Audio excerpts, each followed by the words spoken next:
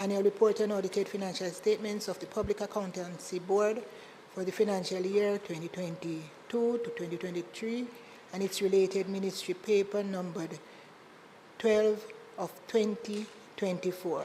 The Data Protection, Disposal of Personal Data Regulations 2024 and the resolution under the Data Protection Act. White paper number 1 of 2024 entitled Watershed Policy for Jamaica dated March 2024. Green paper number 2 of 2024 entitled Overarching Policy for Jamaica's Protected Areas System dated March 2024. Auditor General's Department Special Audit Report of Tax Administration Jamaica, leasing arrangements. Auditor General's Department Special Audit Report of the Financial Services Commission, Human Resources and Procurement Procedures.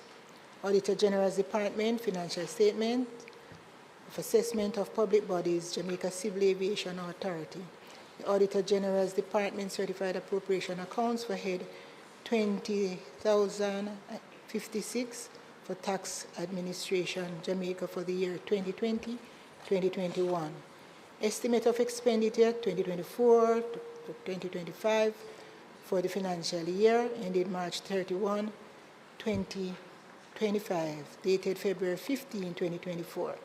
Jamaica Public Bodies Estimates of Revenue and Expenditure for the year ended March 2025, dated February 20, 2024. Government of Jamaica Fiscal Policy Paper for the financial year 2024-2025, dated February 15, 2024. Tax Expenditure Statement for the period 2020 to 2022, dated February 2024. Jamaica Mortgage Bank Estimates of Revenue and Estimates for the year ending March 20, 2025, dated February 20, 2024. Government of Jamaica Medium-Term Debt Management Strategy for the financial year 2024-2025 to 2027-2028. 2024-2025 Public Sector Consolidated Estimates of Expenditure for the financial year ended March 31, 2025, dated February 15, 2024. Revenue Estimates 2024-2025 for the financial year ended March 31, 2025, dated February 15, 2024. And for information, report of the Standing Finance Committee of the whole House of Representatives, consisting of all members of the House, on the estimates of expenditure 2024-2025 for the financial year ending March 31, 2025, the Jamaica Public Bodies Estimates of Revenue and Expenditure for the year ending March 2025, the Government of Jamaica Fiscal Policy Paper for the financial year 2024-2025, the Medium-Term Debt Management Strategy for the financial year 2024-2025 to the financial year 2027-2028, the Revenue Expenditures 2024-2025 for the financial year ending March 31, 2025, the Jamaica Mortgage Bank Estimates of Estimate and Expenditure for the year ending March 2025, the Public Sector Consolidated Estimates of Expenditure for the financial year ending March 31, 2025, and the Tax Expenditure Statement 2024. Bills brought from the Honorable House of Representatives. The following is a message from the Speaker of the House of Representatives to the Honorable Senate.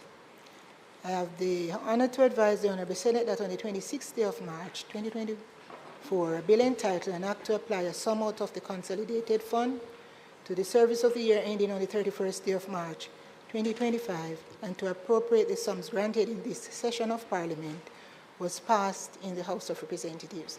Signed, Juliet Oldness, MP, Speaker of the House of Representatives.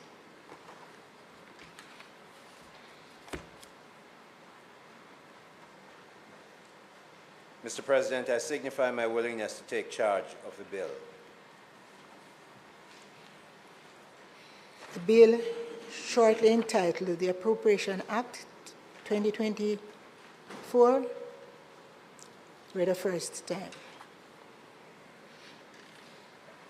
President. Mr. President, I beg to give notice of the second reading of the bill. And Mr. President, I further beg to give notice that at a later stage today, I will move for the suspension of the standing orders to enable me to take second reading of the bill and to take it through all its concluding stages.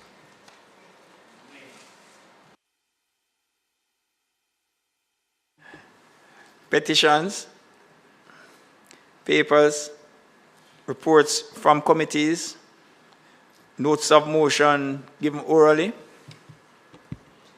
Mr. President, I beg to give notice that at the next meeting of the Senate, I will move the following motion. Whereas subsection 1F1 of section 41 of the Constitution of Jamaica requires a member of this Honorable Senate to vacate his seat if he becomes a party to any contract with the government of Jamaica for or on account of the public service.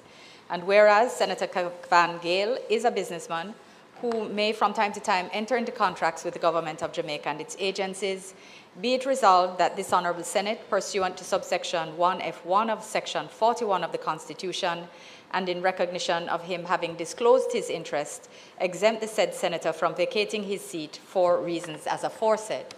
And Mr. President, I further beg to give notice that at a later stage today, I will move for the suspension of standing orders to allow me to take the motion, notice of which I have just given. Question and answers to questions. Motions that may be made at the commencement of public business requiring notice. Motions relating to the sittings of the Senate. Motions for leave to introduce bills. Presentation of bills without leave of the Senate first obtained. Public business. Mr. President, thank you. Mr. President, at this point in time, I would like to move for the suspension of standing orders to enable me to take the motion, notice of which I gave earlier. Those in favor? Those against? The ayes have it. Thank you, Mr. President. I now move that the motion be approved. Those in favor? Those against? The ayes have it. Thank you, Mr. President. Mr. President, the sole remaining item on the agenda for today. No. Senator Hill's going to take it. Have it. Thank you, Mr. President. The sole remaining item on the agenda is the taking of the Appropriations Bill, and the debate will be led by Senator Orvin Hill. Mr. President, I know... Minister, you have to be acknowledged. I waited the first two times and I didn't get any, so I just stand up the third time. Minister Hill.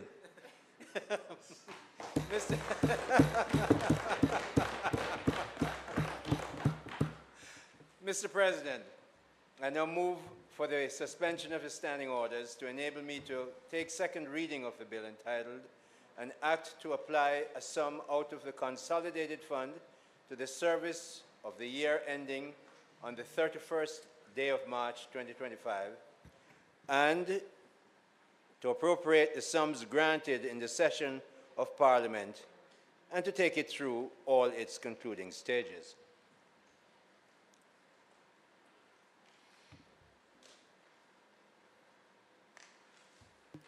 Those in favor? Aye. Those against? Ayes have it. Minister Hill. Thank you, Mr. President. You know,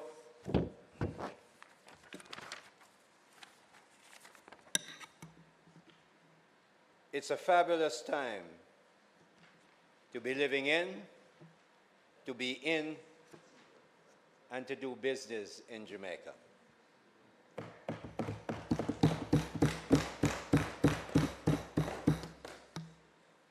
Mr. President, our democracy is robust, vibrant, and strong. We just had an election with about 230 candidates without any incident. An election, Mr. President, that the Jamaica Labour Party won.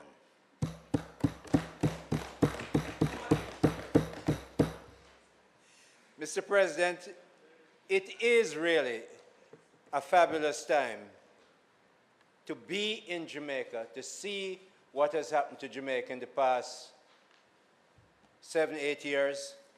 And it's not just us who think so. The PSOJ thinks so, and we agree with them. The Employers Federation say so, and we agree with them. The MSME Alliance, the alliance that deals with small entrepreneurs, people that I care particularly for in my ministry, they confirm it. And most economic commentators, worthy of their salt, Mr. President, agree. Not if you're young and strong. Mr. President, we have had a most amazing budget presentation. The bill, of course, which I'm leading today, makes it very clear as to how well we have done. The bill here, which we will debate later on, so I won't go through even the first 3 short clauses because we will go through them later on. And the money pages are there to show very clearly how we get the money to spend. And Mr. President, as you will have heard from the very robust budget debate, and you will hear this regularly and often, not only in this debate today, but right through till the next budget year, that this is the 7th year the Andrew Holness administration is presenting a budget without any new tax measures. You're going to hear it often, because when I used to write for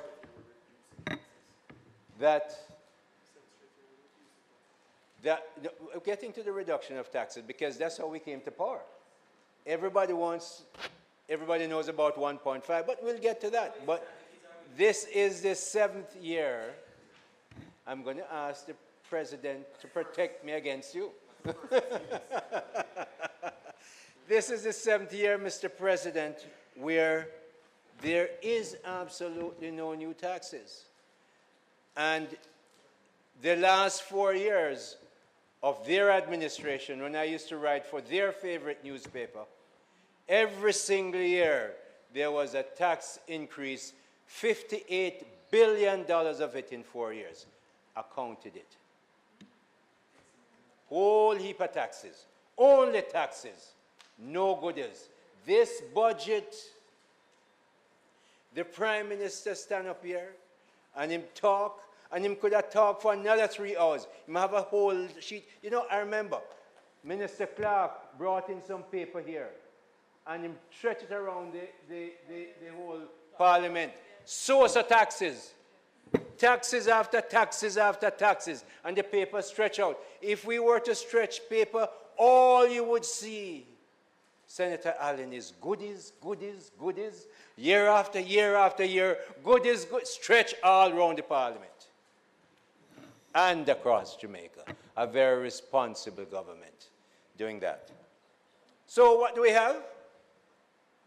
Them tell us how, yes, we manage the macro economy well. How could they say otherwise? The Financial Times of England, which is no pian-pian newspaper, says, look, not only has Jamaica managed its economy well, but it's under-recognized for how well it has managed. In fact, they recommend that we could even be asked to give advice to people with much bigger economies to manage because of how well we have managed ours.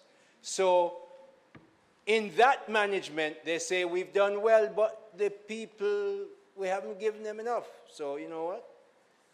The Prime Minister come up, and from right here, so him stand up and him say, you know, we are the government that have been raising the minimum wage. We raised it the last time to 13 from 9. Now he's raising it to $15,000. So the appropriations bill that we have here today has all that kind of goodies in there. We increased the national minimum wage from 5,600 in 2015, 6,200 2016, 7,000 2018, to 9,000 in 2022, 13,000 in 23, and now in 2024, 15,000 for a $40 work week. And one thing I do not do with the future, Mr. President, is predict it. But I'm expectant that the future will also bring good news in this matter. Not a prediction, an expectation. In addition, Mr. President, we remove fees from HART, and my colleague, Senator Dr. Morris Dixon will tell you more about that care. But it excites me so much that I have to say something, Minister. Because, you know, when I look at where I'm coming from in St. Elizabeth and the people there, and when I was in Clarendon in this past major event, talking to voters all over the place, I saw young people, and they were so excited about the fact that the state is now linking them directly. HART, when you go to HART, we don't only give you a stipend for $85,000. We take out $15,000 out of it every month and start a bank account for you. Now, we're not going to talk about the banks today, but it's not the easiest thing sometimes to start a bank account. HART is going to do it for you. You get an NIS card. You get a passport. You get a driver's license. Amazing. Really amazing, huh? You like it, don't you? I know you like it. Because it's very good for young people, and you still look young. So you better stay over there and be quiet. Okay, let me finish my speech. I'm going to call the president on you. So you have the social pension fund. You're going to hear a lot about that. The guarantor requirement for student loans. I am so pleased about that because so many students, I have been a guarantor for many students, and I know many of them couldn't get a guarantor and therefore couldn't continue their education. The Andrew Holness administration has said no guarantor is needed if you're a student in good standing, and I am very happy to say that is in the appropriations bill to be funded properly, and we're making sure people get student loans so they can study. The biggest asset we're going to have, we're not going to be able to increase our land size. Jamaica is not going to get bigger anytime soon. We might do something like Dubai and add something in the sea, but that's well down the road. So until then, we have this land. We have our people that we have to educate and keep upskilling them to make sure that we can compete in a world that AI is going to lead. They have to be as smart as AI. So we make sure that that stuff is good for HART to do. But, Mr. President, there are other things. People tend to forget that something called the COVID-19 pandemic came. We took $70 to $80 billion, Jamaican dollars, to help the Jamaican people through COVID-19. The Andrew Holness administration borrowed no money, nor raised any new taxes to provide that much needed help to the COVID-19 pandemic people in Jamaica, to $80 billion that we didn't plan to spend. That's an amazing arrangement, and that's because we managed the economy so well. We don't like to talk about the management of the economy, those people over there, but we love to talk about it, because really the truth is that what we inherited in 2016, February 2016, to where we are now is a complete change. People who have been coming to Jamaica for a long time, Jamaicans and others, say yes. They can't even believe how lovely the Portia Simpson Highway over the flyover. You know what I'm talking about, Senator Binns? The big one that go over, that we build. You know, the same one? and then you go up Hagley Park Road, they so carpet. Them can't believe it.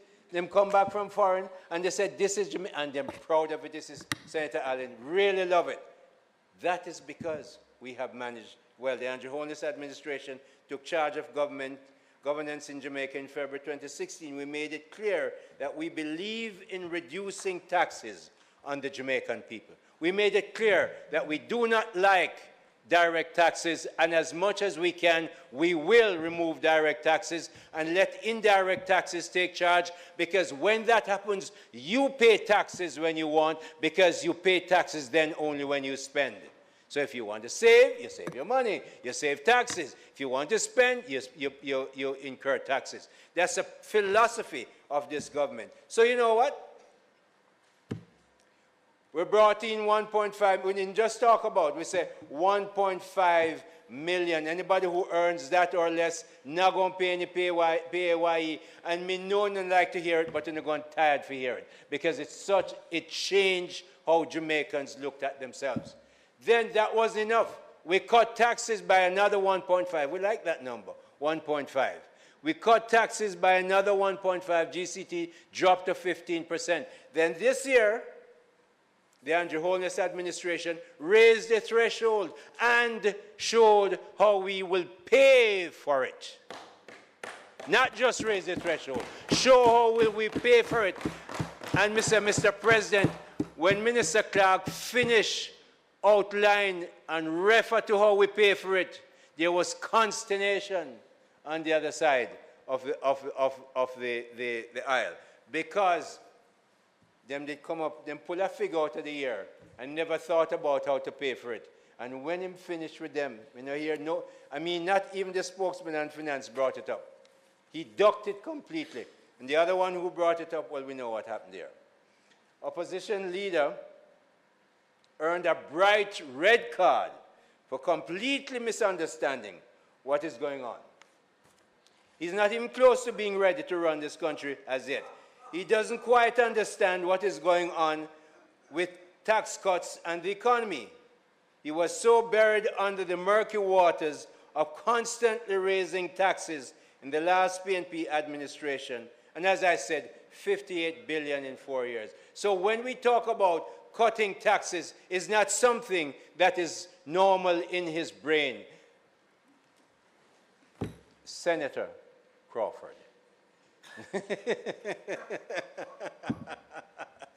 This is what the Andrew Holness administration has done with tax cuts. We believe that Jamaicans can spend their money better than almost any government, even this most responsible government. We also know that tax cuts tend to foster growth and often produce more government revenues. Market G, Mr. President, doesn't know and likely doesn't believe or subscribe to this kind of thinking. Senator Crawford.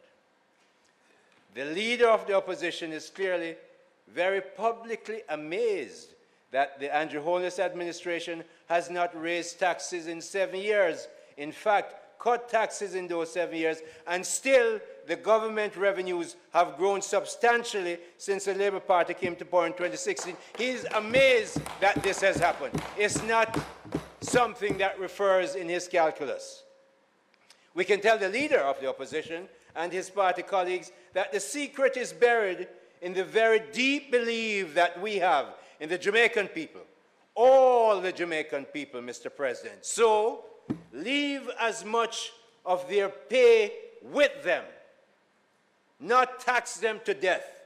Indeed, don't raise taxes on them for 7 successive years. And they spend more on themselves and their families, and then the economy grows, and the government gets a larger share of revenues. Not rocket science, plain good economic management of a country. The yellow pui trees, Mr. President, are in full bloom. I saw them this morning, saw them yesterday. I drive around. When I finish this afternoon, no matter what they say in here, I'll go and look at the pui trees. They're beautiful. Reminds us that spring is here. Indeed, the PM made his budget presentation on March 21st. Just to remind you, March 21st is the first day of spring in the northern hemisphere where we live. He gave an absolute, comprehensive, all-encompassing of all sectors of Jamaican society, covering every Jamaican. He gave a tour de force of a budget presentation, completely outstanding. He reminded us of our achievements and spread the goodies of the government widely, without any new taxes, and there's no borrowing arrangement in place that is to provide funding for what we're going to do. Indeed, Prime Minister, the Most Honorable Andrew Holness brought a great deal of hope to Jamaicans. In fact, Mr. President, the poise are out, and he gave his message on the 21st of March, the first day of spring. I would say that the Prime Minister, given what he did in that tour de force covering everybody, he brought Christmas to Jamaica on the first day of spring. Senator Allen. As Jamaicans, Mr. President, we run record fast, world record fast, in fact. We sing well. We make music that inspires and brings joy and entertainment around the world. We write excellent poetry. In this our 7th decade of independence, Jamaica must become more known as excellent scientists, leading innovators, and creators of very useful and desired technologies, and we must become better and more efficient manufacturers of goods and ever-improving crafters of ingenious services. Every day,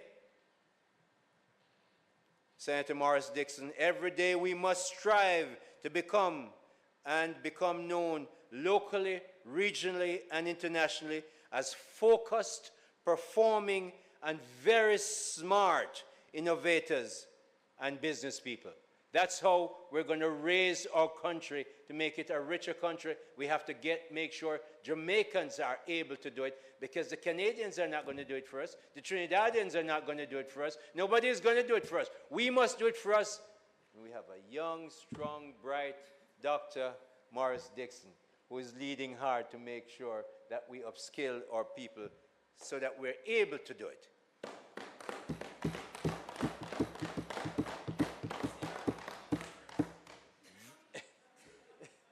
This is a critical objective, Mr. President. To secure our political independence, we Jamaicans must carve out our own economic independence, our own economic independence. More and more, we Jamaicans must grow our local and international recognition as excellent economic managers. The Financial Times are recognizing it, others are. We must make sure we continue on that course, so the goodies that we roll out that could cover around this Parliament and come back, goodies every year from 2016, we must continue to do that. The Andrew Holness administration has set Jamaica firmly on that path, and we Jamaicans must keep our minds, focus, and performance on being recognized as outstanding economic managers, to add to the excellence we have achieved and are recognized for around the world in our other endeavors. Mr. President, this is a great time to be a Jamaican. This is a great time to be in Jamaica. This is a great time when investors locally from or overseas residents from or overseas investors are finding it good to be in Jamaica. It's a good time because the appropriations budget that we table today has a tremendous amount of good benefits for every kind of Jamaica, especially those who are the neediest. This is a government that cares. The Andrew Holness administration is saying this is a great time to be in Jamaica. We believe it, and if it pleases you, Mr. President.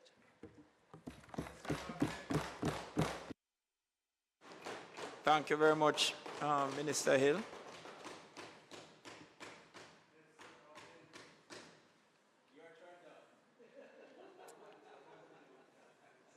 Senator Bunting. Thank you. Thank you, Mr. President.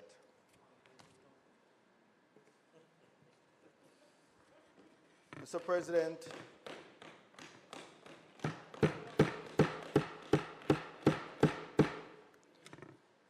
the annual budget debate is more than a bookkeeping exercise. The budget of the government, like any budget, Senator Webby, is really at its core a statement of priorities. And so perhaps the reason why, even though it's a money bill, it still comes to the Senate to be debated is because those figures in the Big Yellow Book and in the various other publications are really just these priorities translated to numbers. It reflects the policies, the programs, the practices of each administration. The opposition's contributions will critique the government's priorities and performance, and also it's an opportunity to propose alternatives. Now, last week, the leader of the opposition was not allowed to complete his presentation. One opinion writer in the daily newspaper said, Tuesday, March 19th was a dark day for Jamaica's democracy. End quote. The government used its large majority to rob the House of a quorum and tried to rob the leader of the opposition of an opportunity to complete his presentation. We know that in reality that backfired. We know that in reality it perhaps drew more attention to that section of his presentation than it would have otherwise received. However, I believe that the Hansard, the official record of parliamentary proceedings, should include that section of his presentation, as if I were to quote the Most Honorable Michael Manley, he would say that scholars yet unborn should have the opportunity to make their own assessment and to draw their own conclusions of the performance of this generation's leaders and parliamentarians. So therefore, I'm going to use some of my time today to complete that section of the opposition leader's presentation, which he was unable to complete in the House. Sorry? I'm reading it for the Hansard. When you are making your contribution, you decide how to use your time. You know, I know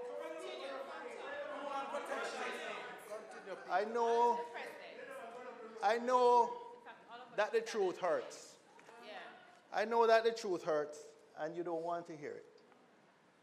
But the truth may be an offense, but it's not a sin. So I'm going to pick up at the start of that section.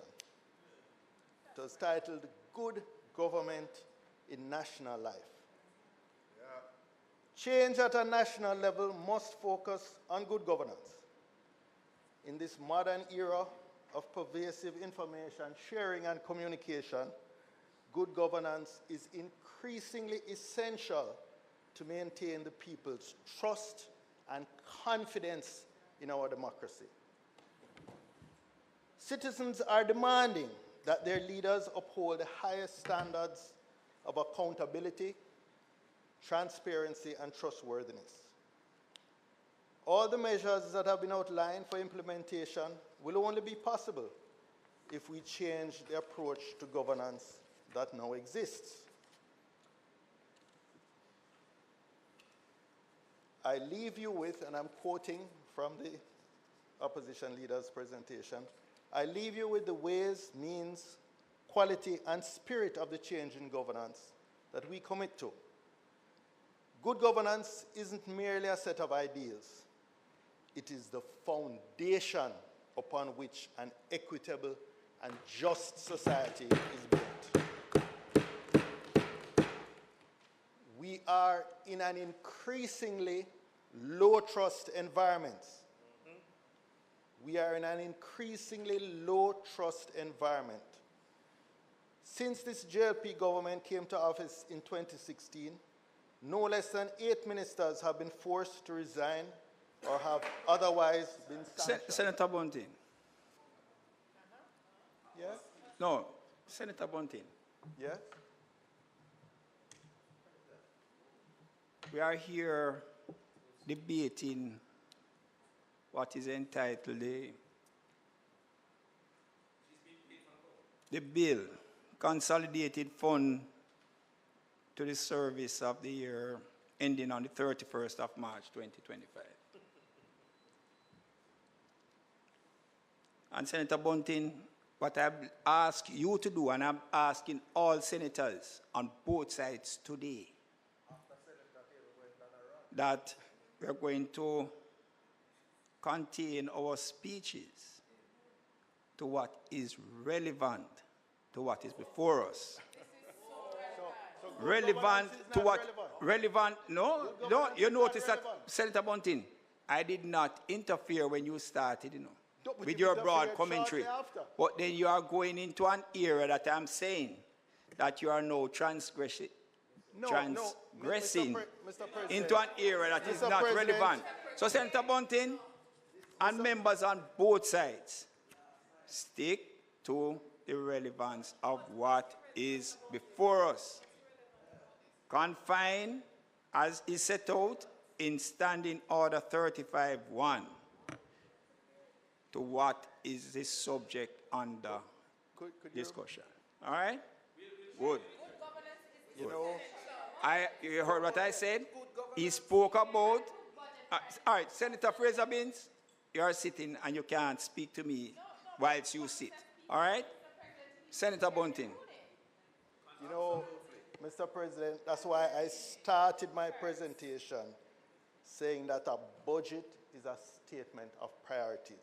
We cannot confine ourselves to the numbers.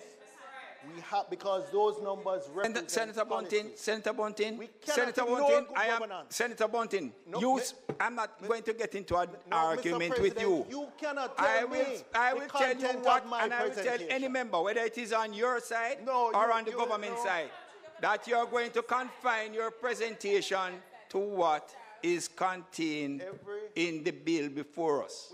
All right? Thank you. Thank you. The bill before us covers every aspect of government. Every aspect of government. It covers the Auditor General. It covers the Clerk of the House. It covers Senator Bunting. the Integrity Commission. Senator Bunting. Every Continue, crevice and corner of government where I is covered in this rule, bill. where So I I rule. am going to speak Where- on and- anything that is covered by that bill. Everything that is covered And in where- this book. where- And if you want to muzzle me, you're going to have to take me out of here. You can shut off the thing, but you Well, can walk out and remove Senator a Bunting. quorum. Do whatever you want. But Senator it Bunting. is my contribution. I am speaking to this book, which covers every aspect of government. Senator Bunting, continue. Where you go outside of 35-1, then I will rein you in. All right? Contain your presentation to what is before us. Thank you. I decided. Mr. President, The move in 2020 to take away the chairmanship of most parliamentary committees from the opposition has weakened that mechanism of holding the government to account for this budget. The maneuvers to delay the tabling of reports from the Auditor General and the Integrity Commission remains a contentious matter. We had a development on that just yesterday. And really,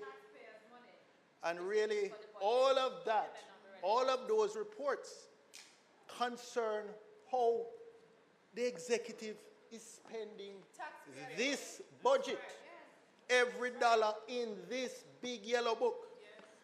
So don't tell me that it is not relevant. Don't tell me that. I determine what is relevant, Senator. No, you don't. I determine. No, you don't. Very well. No, you All right. don't. You can come and try with that bullying Very well. tactic. Let us see. Let us see, Senator Bunting. You don't determine Senator Bunting, my contribution. I decide no, sir. what is relevant. I determine what is relevant. No, you don't. Okay. No, you don't. Well, when I make the ruling, you will see. You can try and use that to muzzle. You can try and use that to muzzle me, but you're not preventing me from speaking. I don't think he learned from the folly and the fallacious statement that he made in St. James. The maneuvers to delay the tabling of reports from the Auditor General and the Integrity Commission remain a contentious matter, especially since the legal opinion on which the delay is purportedly based has been withheld from parliamentarians and the wider public. It is interesting, and I pause and move from my reading. It is interesting that the Minister of Finance spent a great deal of time in his contributions, which I suppose you will now tell me is not relevant. Yes. Spent a great deal of time defending the Speaker and her refusal up to yesterday to table the Auditor General reports, the Auditor General's reports. It is interesting. He spent a great deal of time in his closing yesterday. He even went on all angles last week. But thankfully, we have strong, courageous public officers who stand up to bullying. And when these reports were sent back to Parliament yesterday and eventually tabled, what do we see? These reports covered two agencies that are within the portfolio of the Minister of Finance. These reports cover, in one case, the Tax Administration Jamaica, which has been paying rent or lease for the last 4 years, which had run up to $350 million and counting. That was up to last year, on a building which they have not yet occupied.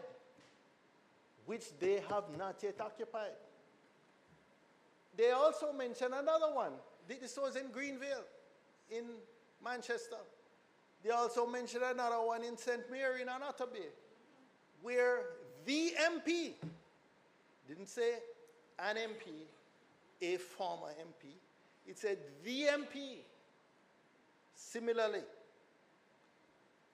in a company, through a company associated with him, is the landlord. And similarly, millions of dollars spent on a building which was not occupied. Perhaps that is why the minister was so defensive, protective of the Speaker who was holding back these reports, which clearly are not, let me say no more than they're not flattering. They're not flattering to the leadership. They're not flattering to the leadership of the ministry, of the Minister of Finance. It reminds us, quite frankly, of another report which was sent directly to him this time and which was never read but put in a cabinet. But We will get to that. So let me return. We already had the bullet that dealt with the walkout, and that was covered. But the next bullet had addressed directly the failure to disclose the identity of the so-called... All right, Senator Bunting. Senator Bunting. 35-1 of the standing order.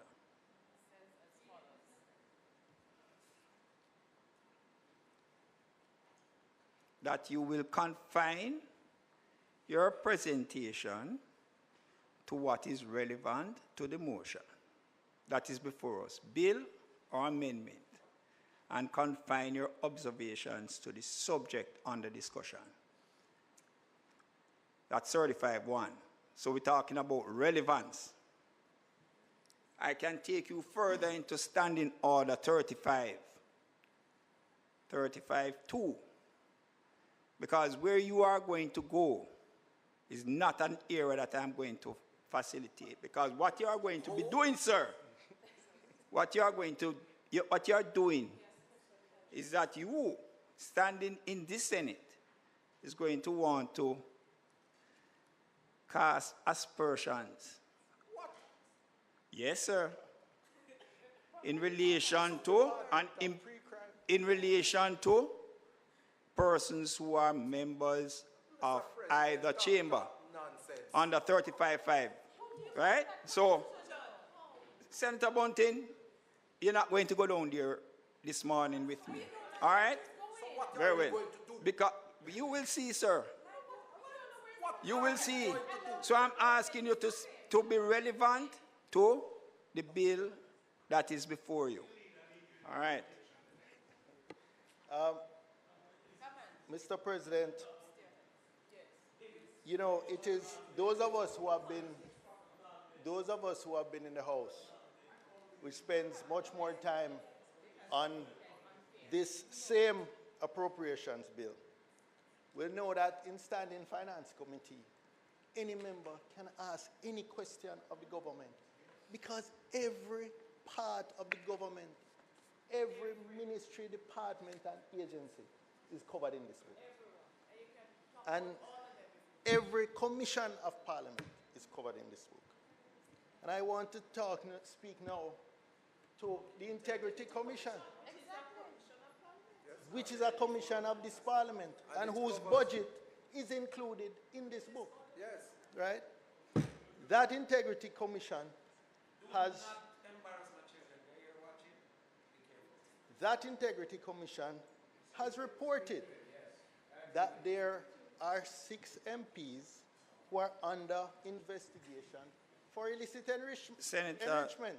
I have not pointed at any MP.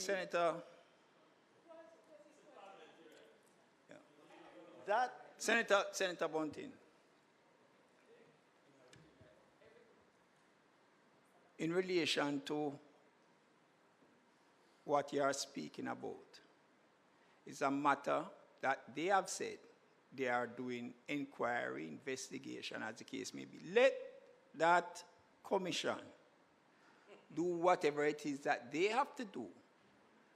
And if they submit a report and you get the opportunity at that time to discuss that issue, but you cannot come here, sir. But you did not allow You me can to finish. no. You're not going to discuss. You're not going to discuss that this morning. Mr. President, I am merely urging the Integrity Commission to complete Senator their Bunting, investigation and Senator make a Bunting, report. Senator Bunting. Senator What is Bunting. wrong with urging the Integrity Commission to complete their investigation Senator Bunting. and make a report? That's not what you heard. You can't tell me what I was Because about I've to heard say. enough of what you have said. Senator Bunting. All right? I'm going to bring your attention. Mr. President, Senator Bunting. you are no... Senator Bunting, I am going to bring your attention. Senator Bunting, I'm going to bring... well, you will see what happens down there too. Senator Bunting, I'll bring your attention to 43-1, all right, of the standing order.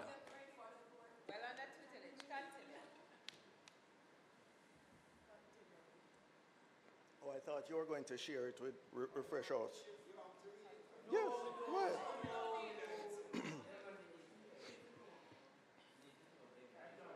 Mr. President, continuing on Integrity Commission, the Prime Minister's statutory declarations of assets, liabilities, and income have not been certified and published by that Integrity Commission for successive years. We are asking that the Integrity Commission make a report, a full report to Parliament on that issue so that this taint on the integrity of the government be addressed transparently. I now turn to the Financial Services Commission, the FSC, a part of this book. We know that many innocent investors, including Jamaica's iconic global track superstar, the Honorable Usain Bolt, were carried down in the scandalous SSL fiasco. And in August last year, the FID said that more persons were to be charged, and it was imminent. Since then, we have received, or the FID has received, a forensic audit report of SSL from Kroll, international firm that does these types of investigations. It cost taxpayers many millions and was delivered to the government months ago. We are calling that in the interest of transparency and good governance, that this report be released to the public. Jamaica will not accept a cover-up of this shameful debacle, which has tainted our country's reputation. And I remind this Senate that a report went to the minister from 2017. 2017. The report, I believe that he said that he never read, but went in his cabinet. 2017 or 2019, long before it became a scandal and collapsed. Jamaica is crying out for change in this area. We must translate good governance principles into tangible action that restores trust and confidence in our leaders and preserves our cherished freedoms and democratic way of life. Change means no more hiding the truth from Jamaicans, no more deception in official public communication. And you know, we often throw these terms around, like deception and deceptive. But when last week, under the signature of the Deputy Prime Minister, a release is sent out that says, as of today, as of today, and that is a direct quote, there are no Auditor General's reports that have not been tabled, at Parliament that have not been tabled, knowing full well that they'd been there from December and January and returned that very morning. But as of today, there are no attempting to rebut what had been said by the leader of the opposition. Now, whether you want to call it disingenuous, deceptive, or just lie, that was a disappointing attempt to cover up one of the most disappointing incidents in the history of our parliament. That's right. Change means putting transparent communication at the heart of good governance.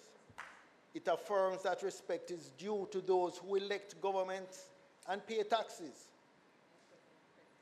Our aim is to ensure that every voice is heard and to bridge the gap between leadership and the people.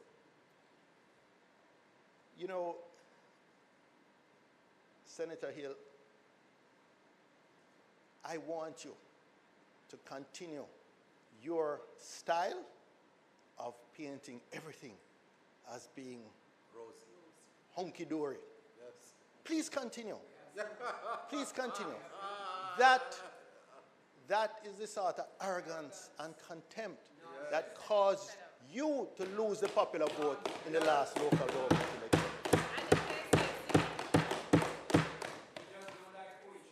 And get booted in St. Mary.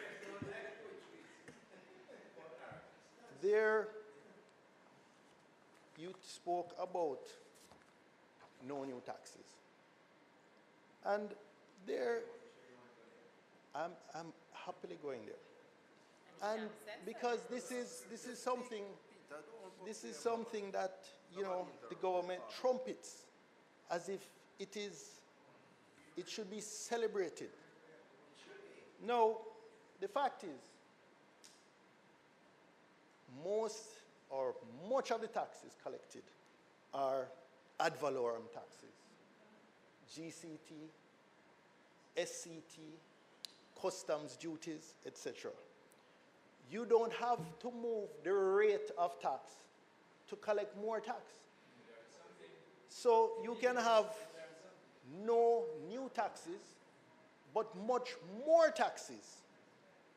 And now, Senator Crawford, do you think this single mother with 3 children,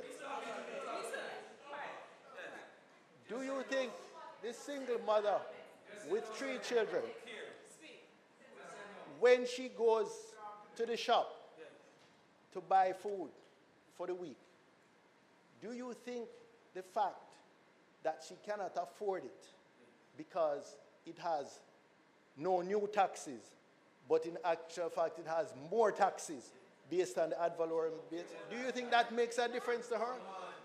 That makes no difference to her. That makes no difference to her. The fact is, she has to find more money to cover the same amount of items for her children. She has to find more money for food, for transportation, for utilities. That is why the popular vote rejected the JLP government in the last local government election. And the fact is, the Minister of Finance said, oh, but the leader of the opposition had a table and he left out some years out of the table. Well, it's his presentation. He decides what he wants to use to support his arguments. You use whatever you want to use to support your arguments. But the fact is, every one of these numbers came from the fiscal policy paper published by your government. Every single one. And I'm not guessing here. I went and I checked. I got the fiscal policy papers for every single year from 2016-17 coming right back through to the current one. All the figures for tax collected, for increases over the prior year, for the GDP and tax, the tax calculation as a percent of GDP, every single one of those figures comes from a fiscal policy paper published by your administration. So here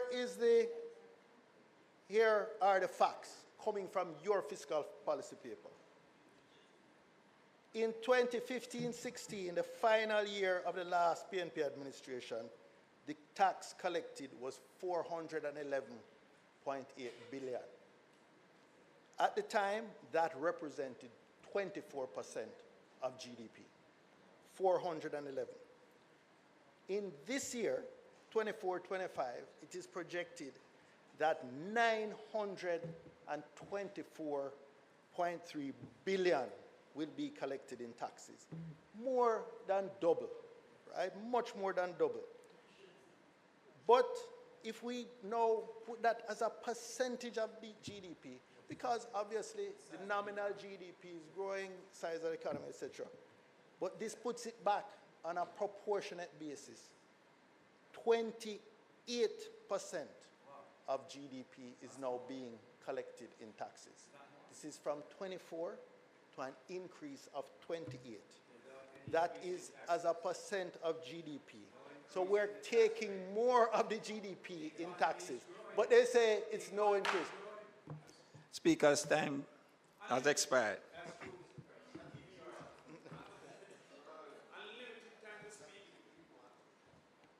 Mr. President, the Speaker's time having expired, might he be permitted sufficient time to share some good, solid, sensible information with the people of Jamaica? Thank you. The question is that the Speaker's time be extended for him to complete his presentation. Those in favor? Aye. Those against? The ayes have it. Senator Bunting. So the fact is, Mr. President, in just the last 4 years, the additional taxes that have been collected from the Jamaican taxpayer is collected, as I'm saying. I don't really don't think the single mother of three differentiates. She is earning in nominal dollars. She is earning in nominal dollars. Sorry, Senator Bunting, just hold a second for me. Senator Abka Fitzendi, Senator Hill, and Senator Samuda. There is a standing order. There's a standing order 40. And I'd ask you to just be quiet. If you have a response to what Senator Bunting says, then you will get your opportunity. Exactly. All right? So let the senator speak in silence, please. Thank you very much. Senator Bunting, continue. Thank you, Mr. President. So, Mr. President, over the last 4 financial years, 2021-22 through 24-25, tax collections have increased by 419 billion. That is just the facts. That is coming from your fiscal policy paper. That is an increase of 66%. That is an increase of 66%, more than double the accumulated inflation over that period. But let's look at tax collection from the perspective of each Jamaican, Senator Crawford. Each Jamaican, including the single mother of three. Since this JLP government came to office, they have more than doubled the annual tax take from every man, woman, and child. In Jamaica, increasing it by a massive $190,000 per person. Per person, every man, woman, and child. To total $342,000 per person of taxation in this 2024-25 budget. To total, on average, 300... Sorry, Senator Bunting, just look here. I am trying to hear Senator Bunting so that when he steps out of line, I can keep him in line. And I'm asking you, members on this side, as also Senator Crawford, if you can all be quiet whilst Senator Bunting is speaking, you will get your opportunity, you know. All of you will get your opportunity. So please, just be quiet. Thank you, Mr. President. So just to repeat, the taxes on every man, woman, and child in Jamaica have increased by a massive $190,000 per person to total $342,000 per person of taxation in this 2024-25 budget. And you know what is particularly regressive about these ad valorem taxes, these consumption type taxes, is that they're borne disproportionately by the lower income taxpayers. Somebody who is not earning a cabinet minister's salary will have to spend all they earn, or essentially 100% of what they earn to consume. They have no surplus to save. Those who are earning 20 million or 30 million, they are consuming a relatively small proportion of their income. So they're not paying that increased taxes. So it is an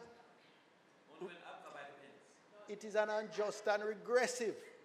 It is an unjust and regressive approach to taxation.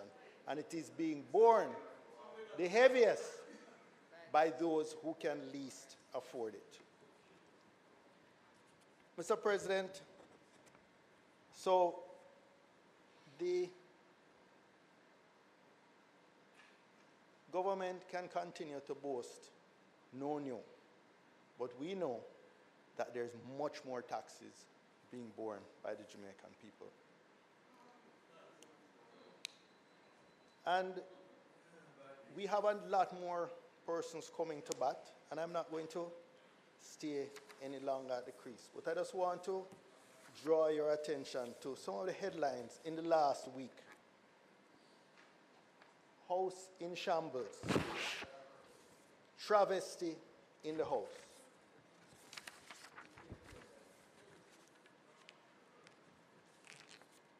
The erosion of our democracy. This one was published Tuesday, March 26th. And I just want to close by quoting from the final paragraph. Regarding the government, what we saw last Tuesday was, in my opinion, an egregious abuse of power. I have also observed suboptimal accountability and transparency, arrogance, disingenuity, gaslighting, deflection, and the censoring and censuring of the opposition leader. A rancid potpourri of features reeking with the stench of autocracy. Yes. Is this where we are heading? We should all be very concerned. Thank you.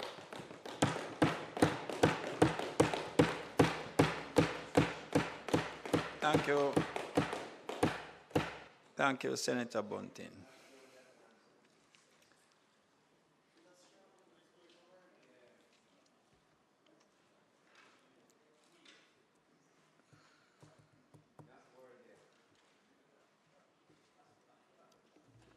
And we will now have Senator Webby.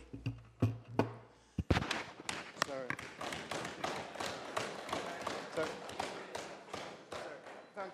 Thank you very much, Mr. President, and good morning, colleagues. And St. Andrews High School is a very special high school to me. It's a special good morning. No, my wife is an old girl. St. Andrews, hi. Mr. President, I promise you I'll be appropriate as it relates to the bill. Mr. President, I rise to express my support for the Appropriation Bill 2024, which when passed will approve the estimates of the heads of expenditure in the 2024-2025 budget. But first, let me acknowledge the work that has gone in preparing the 2024-2025 budget. I want to especially recognize the Honorable Minister of Finance and Public Service, Nigel Clark, for his leadership of this important aspect of our country's affair. I can just say, wow, Nigel, who I have known for many, many years, first class, world class.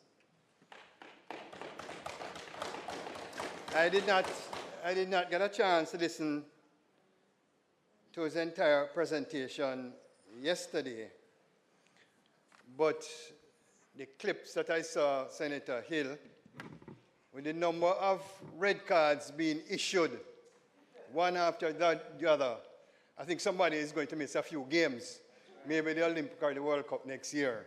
Anyway, that said, I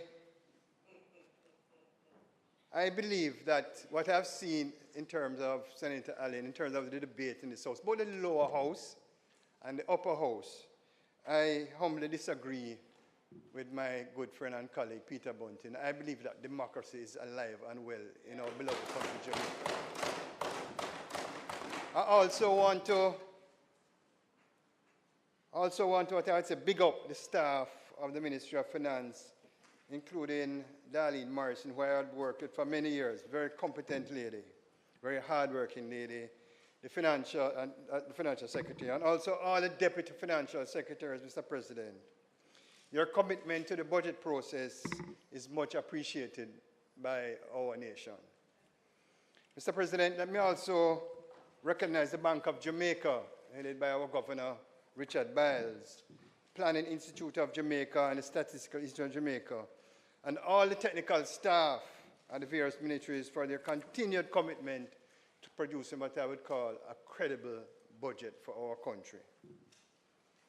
Mr. President, I must also recognize and congratulate the Most Honorable Prime Minister Andrew Holness on delivering what I refer to as a very brilliant, statesmanlike, and inspiring presentation. I must confess that I agree, as I noted the comments from the President of the Private Sector Organization of Jamaica, which is an umbrella organization for private sector, that the budget, he described it, Mr. President, as visionary and inclusive. The President of the Micro, Small and Medium-Sized Enterprises, MSME, which I know is Senator Hill's baby, headed by Donovan Wignall, also supported this budget because, according to him, it addresses the issues affecting Jamaicans in their everyday lives. I support these sentiments wholeheartedly. This is a budget for the people.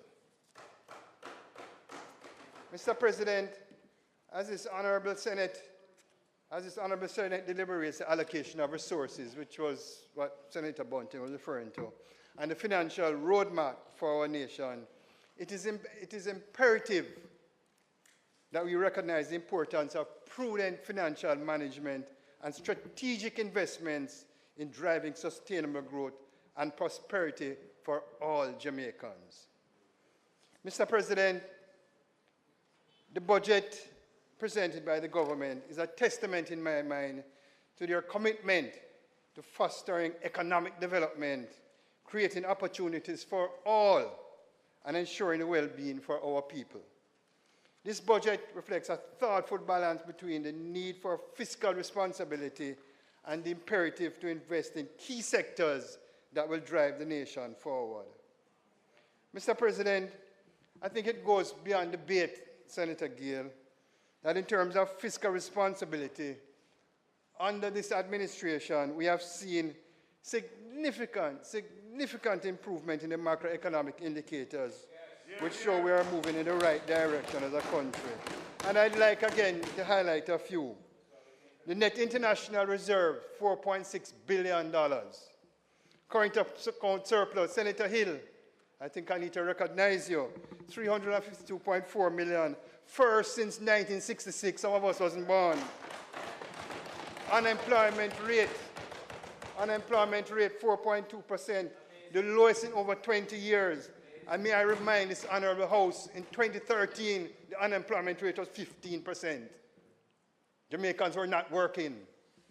The country's debt rating, all three rating agencies, S&P, Moody's, and Fitch, have upgraded Jamaica's credit rating to the highest level in our country's history.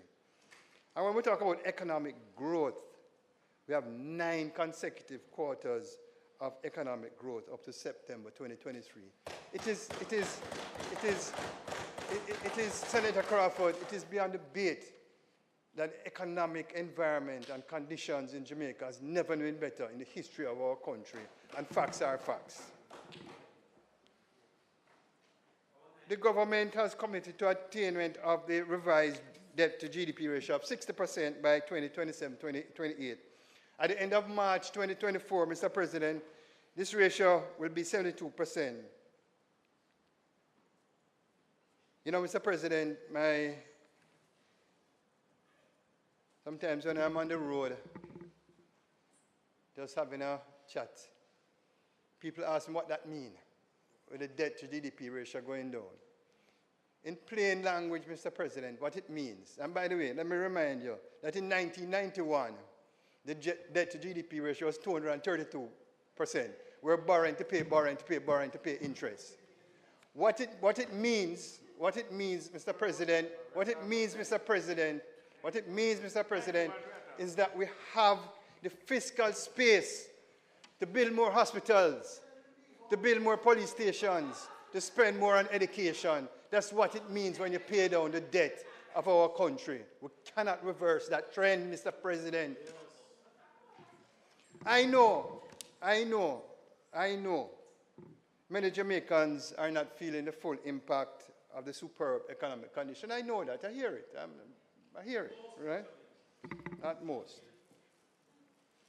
As I said in my previous presentation, in my mind, the main reason is because of the impact of inflation. And it's something that I've thought long and hard about.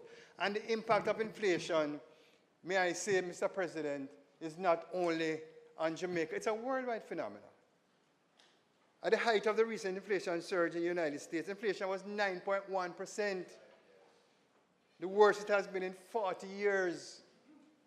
The most powerful country in the world, arguably. In the UK, inflation was clocking at 6.7%. The same thing for Canada. Jamaica inflation rate is now 7%. In 2022, it was 10%. So what this is saying, colleagues, my fellow senators and Jamaica at large, inflation in Jamaica is moving in the right direction.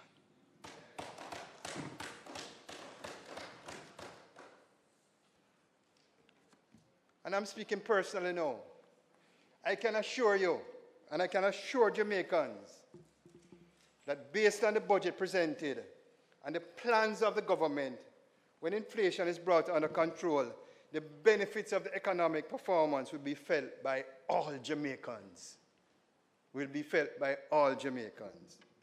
Mr. President, we cannot afford to derail the gains we have made towards economic independence. We must continue to build on these wins. Otherwise, we will end up in a virtuous cycle of debt. We cannot afford to derail the progress that we have made. So Mr. President, when I consider where we are coming from and where we are now in terms of our fiscal maturity, the opposition proposition to increase income tax threshold to 3 million demands some amount of scrutiny. And I invite the opposition to answer the questions. What is the true cost of going from 1.5 million to 3 million? My understanding, it's about $45 billion. My figure is a little bit higher than that, but I'm going to go with the Minister of Finance because he's much more educated than I am. Question Jamaica, question everybody. How would this be funded? How is it going to be funded, Senator Hill? How are they going to fund it, the 45 billion? Well, I can tell you, based on my experience, which is quite limited, them can print money. They can borrow more money. Or they can run the budget deficit. That would be a disaster. Inflation, if you think inflation is high at 7%,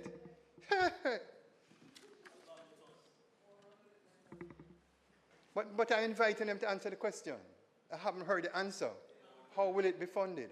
That's all I want to know. Maybe they have a good reason, maybe they have a good way to fund it. How will it be funded? The 45 billion. Mr. President, let me say this one more time. In another way. We cannot go back to FinSac era, where interest rates were as high as 60%. Mr. President, we cannot go back to FinSac era where interest rates were as high as 60%. The government is steadfast in its commitment to enhancing the well-being of Jamaicans, ensuring sustainability at every step. Fiscal prudence is not just a choice, it is our lifeline to securing true economic independence. Let us not waver in our resolve to remain fiscally responsible. Mr. President, Jamaicans have worked too hard. Public sector workers have made too many sacrifices for us to reverse the gains made to reduce our debt and improve our economic outlook. One of the big sacrifices our public sector workers have made is to endure wage freezes after wage freeze after wage freeze from far back as Senator Gill, from far back as 2004. It had become a norm in terms of wage freeze. Let me say this. I'm very pleased that under the current administration, public sector wages have increased by 200 billion. Senator Dix, let me repeat it, 200 billion since 2021. This is a big achievement, the largest public sector wage increases in Jamaica's history. Such a milestone would have been materialized without the meticulous and responsible stewardship of our nation's finances by the government. I took note very carefully, Mr. President, the most honorable Prime Minister noted that increasing productivity in the public sector is the answer to the problem of diminished wages. May I say this in all honesty, it is also an issue in the private sector, to be very honest with you, the issue of productivity. So I support his position and would encourage the private sector to do the same.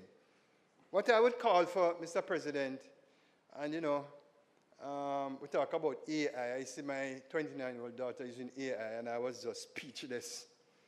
Right? With the new technology that is being used all over the world, right? I think that we need to have a national debate on how to increase productivity in our country, not only in the public sector, but in the private sector, our output per person.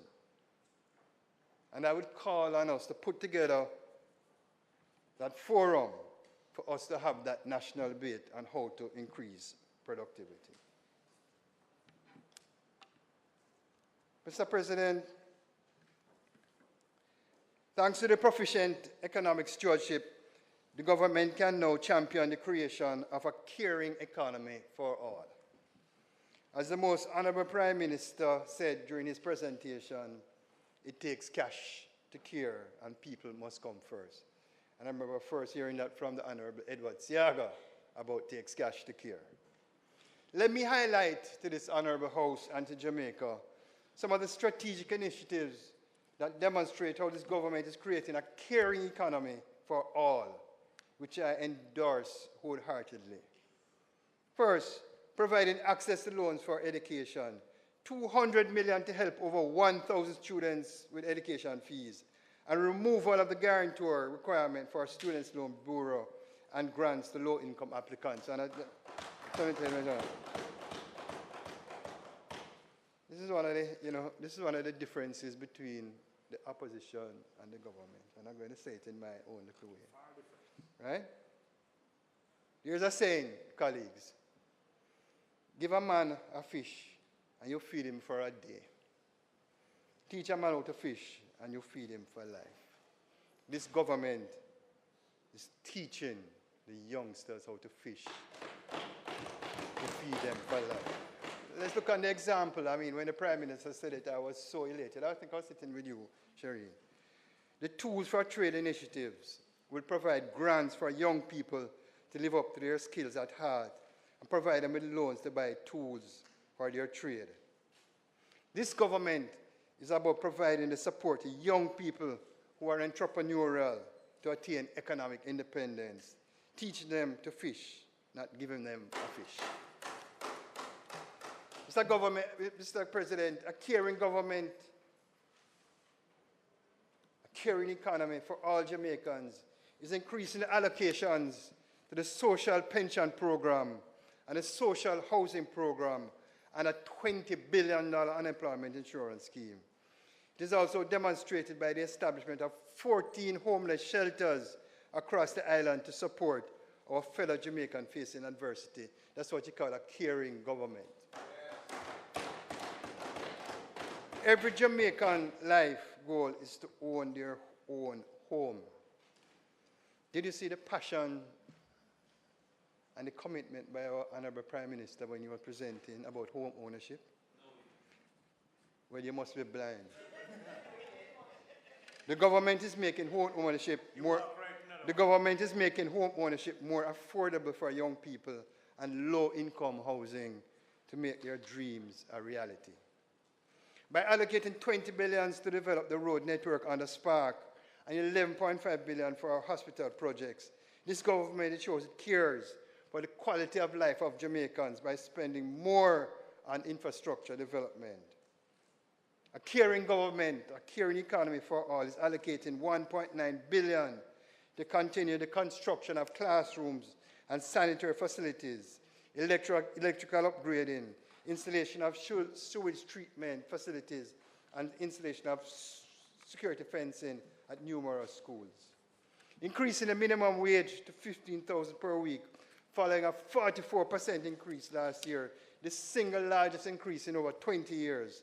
This is evidence of a caring economy for all. Keeping Jamaicans secure by investing in building Jamaica's constabulary force to serve and protect through new technology, infrastructure development, training, and resources. A caring government, caring economy is a $2.6 billion allocation for 100 new buses and a reduction in bus fares for commuters.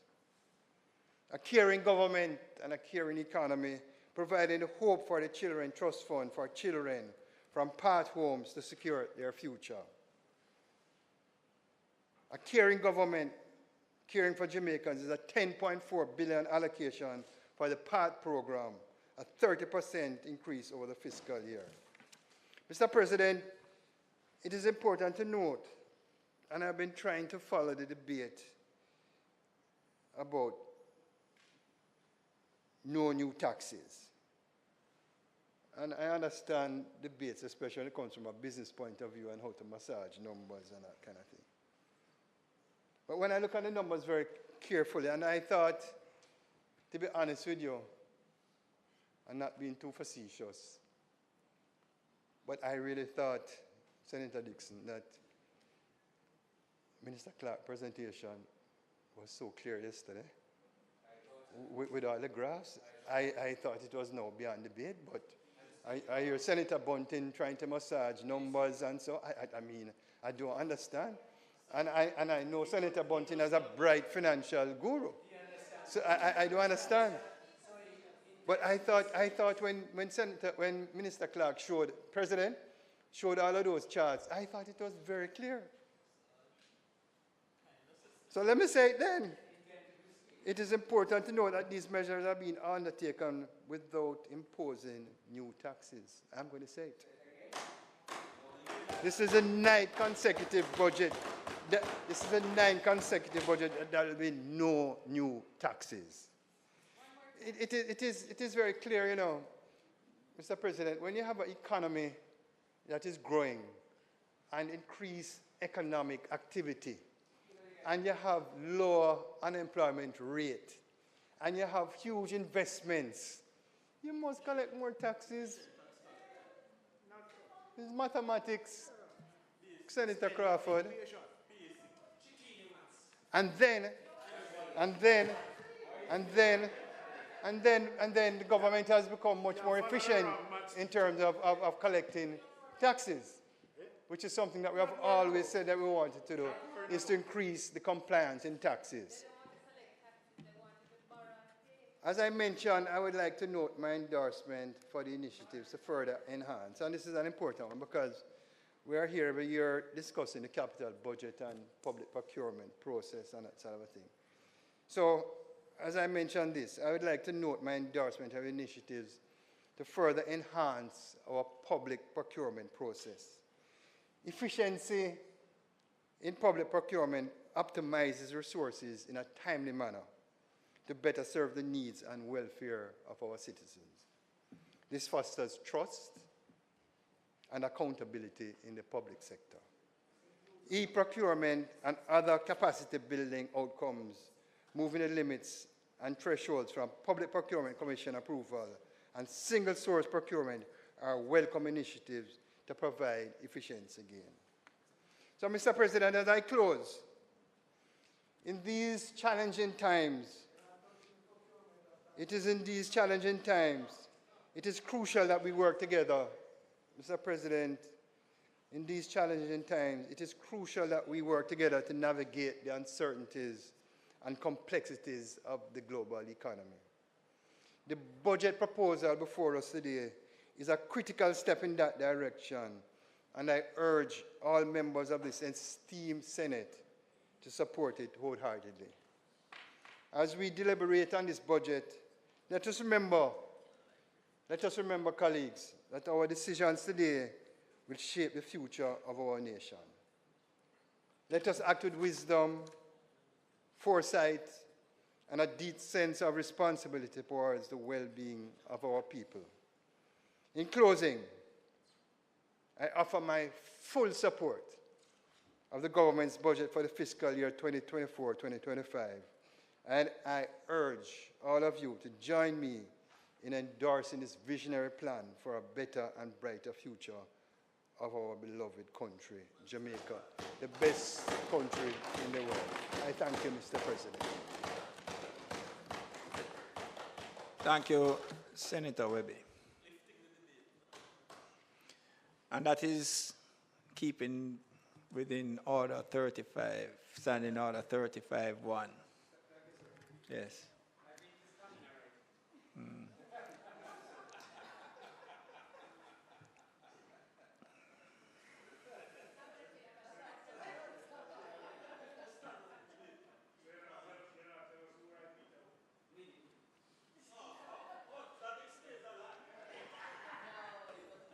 Senator Floyd Morris, and senators, especially in the second row, on my right.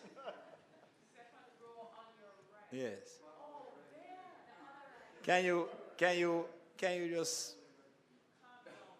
just be quiet? You're going to have your opportunity now. Senator Floyd Morris.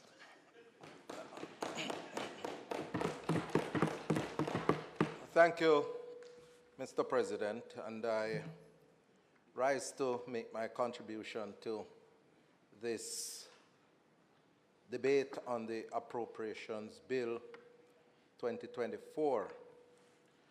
And I do so, Mr. President, fully cognizant of the fact that this is a money bill, as declared in the introductory note from the Speaker of the House of Representatives to this chamber, that this is a money bill.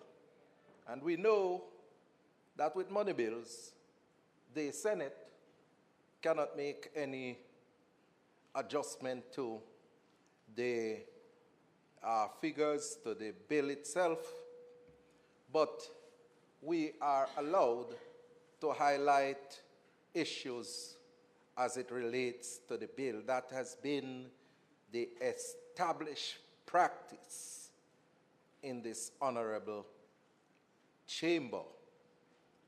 And, Mr. President, as I make my contribution, and based on what has transpired here thus far, I just want to point out one thing, that we are debating this bill today, March 27.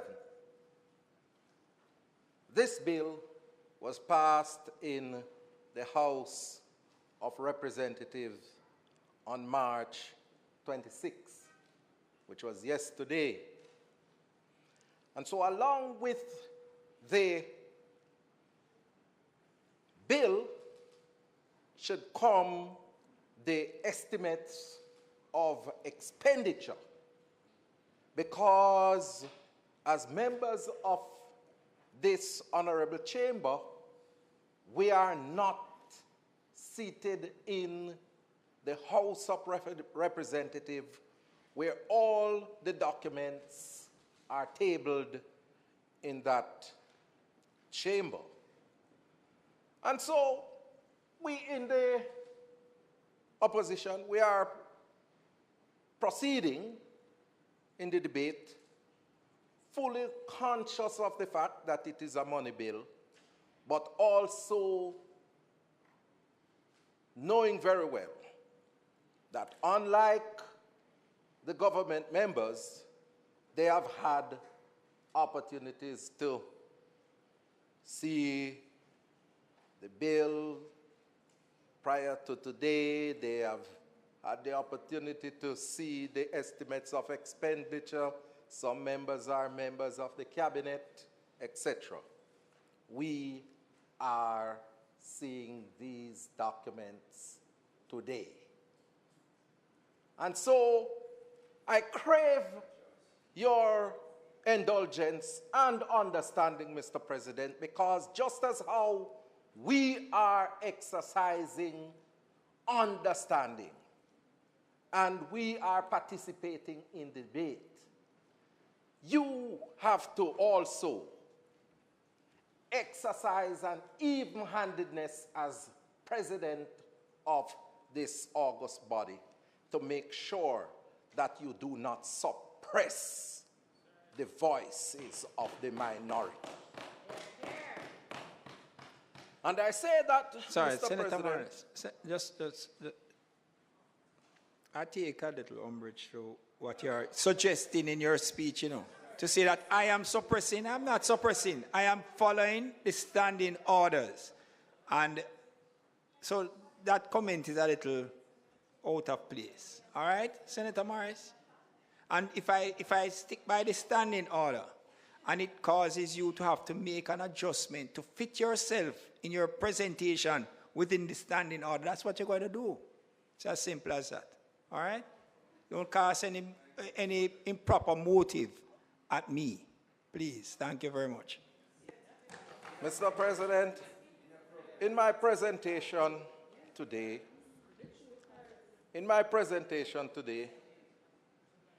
I'm going to be focusing on the issue of housing, which is a matter that is near and dear to the heart of many Jamaicans. And based on the portfolio responsibilities, housing would fall under the Office of the Prime Minister, and I think there you have the Ministry of Economic Growth and Job Creation. The National Housing Trust and the Housing Agency of Jamaica are the two major state agencies that are mandated to provide housing for Jamaicans.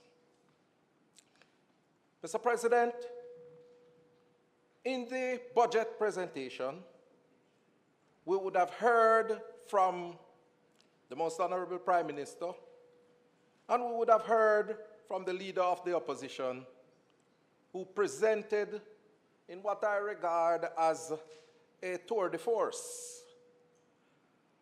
on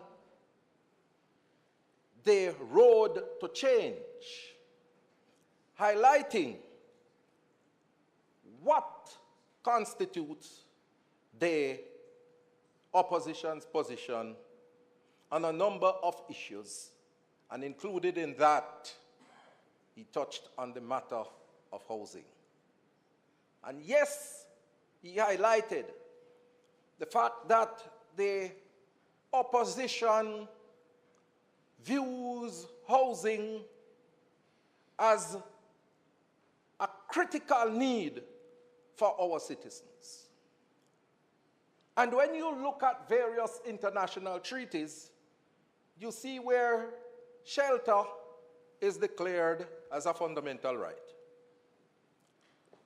And in so doing, governments, administrations must play a pivotal role in providing affordable housing for our citizens.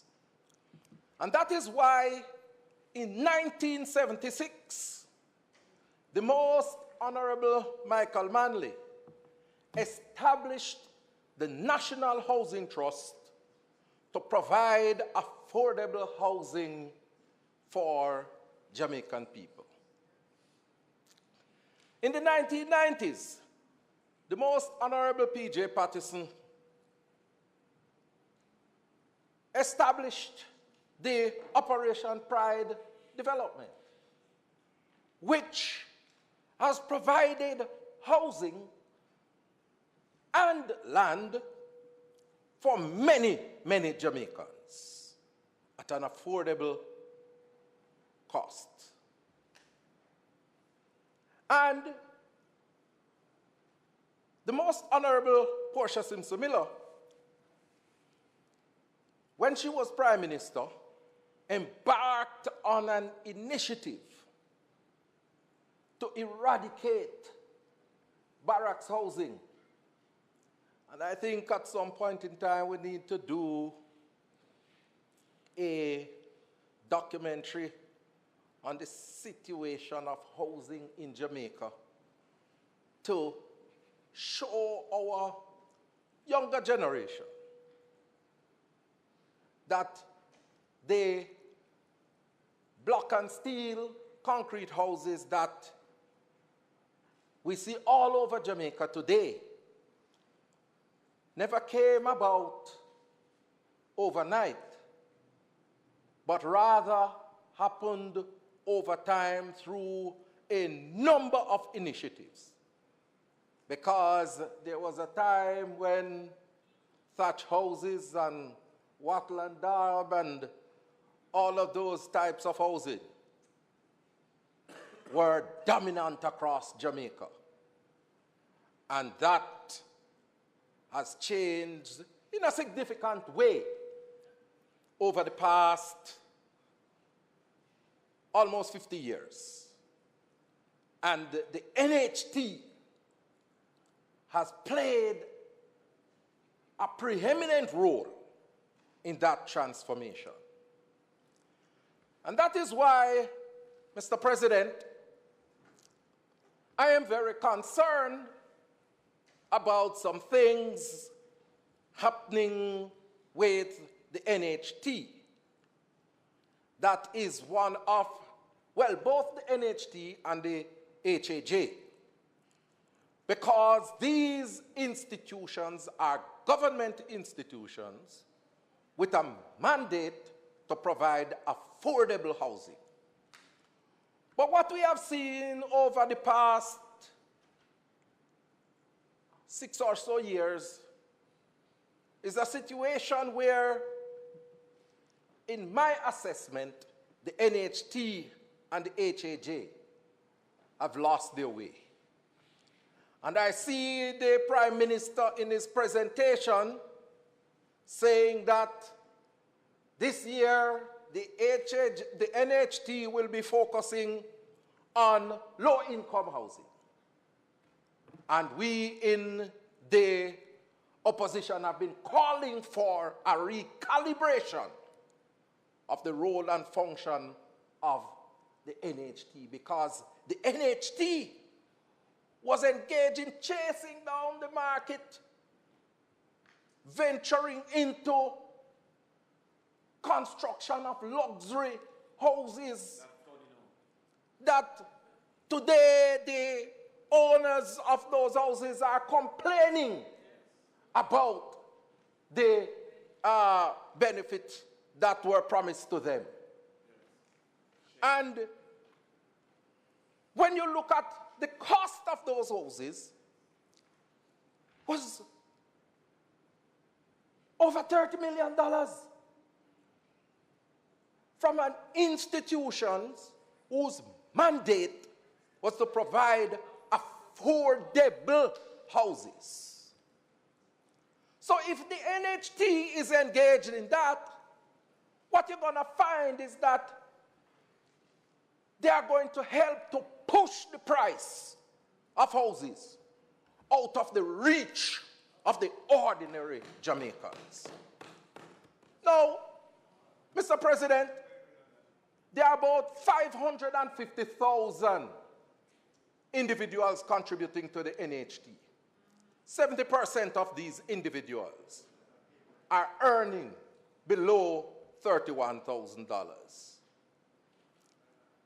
And these individuals can't afford that 70%. Can't afford a mortgage beyond $10 million, you know. So these houses that are being built are out of the reach of the majority of the contributors of the NHT. And when you look at some of the recent initiatives again by the NHT, where they have said for those individuals who are earning over $31,000 per week, these individuals should go to the private financial institutions for their mortgage. Now, Mr. President, let me tell you straight up front that I have a fundamental problem with that. Because you're trampling on the right of the contributor who has made a contribution to the NHT. And you are taking away that right or that choice that the individual have to come to the NHT when putting contribution in and sending that person elsewhere to get funds to borrow at a higher rate, because at the NHT, that person is going to get it at 5% maximum. At the private financial institutions, 9%, 4 percentage points higher than what the NHT is providing. And Mr. President, I know NHT said that they are going to be providing the difference in the interest rate to the financial institution. And I said to myself, how does that benefit the National Housing Trust as an institution? Isn't it further placing a financial burden on the national institution? And that is why I have concluded, we have concluded in the opposition, that the NHT needs a recalibration.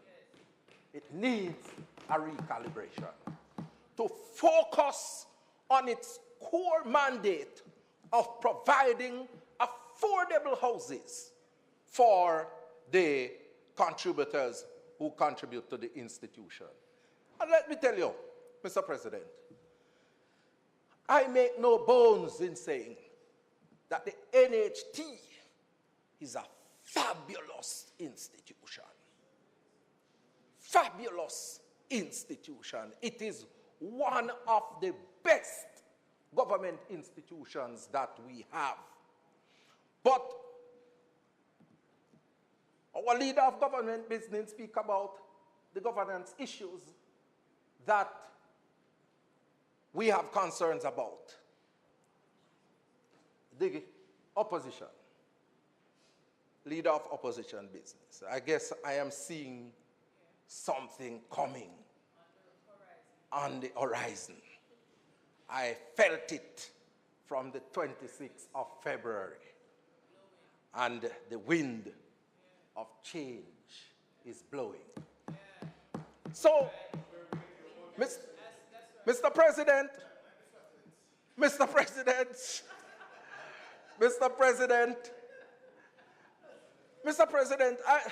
I am concerned about some governance issues.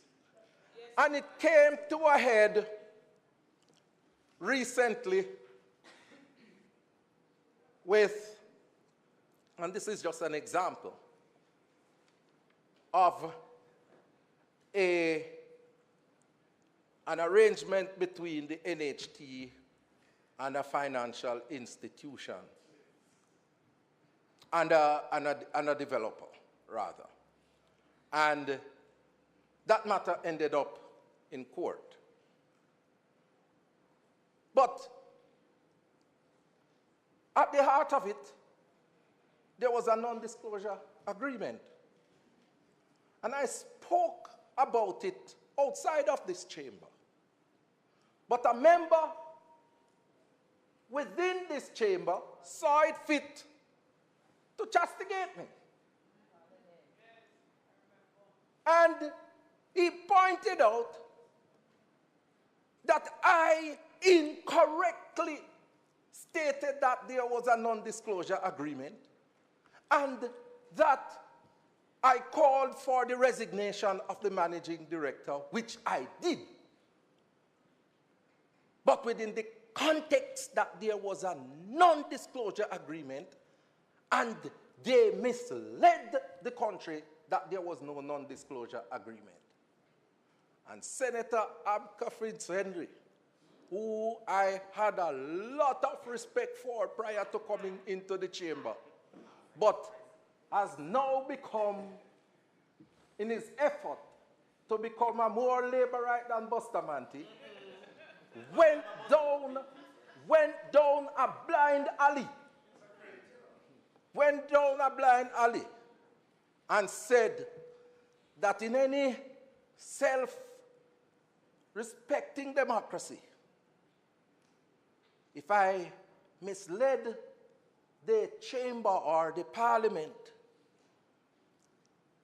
I would be asked to resign from my portfolio, but at least I should apologize.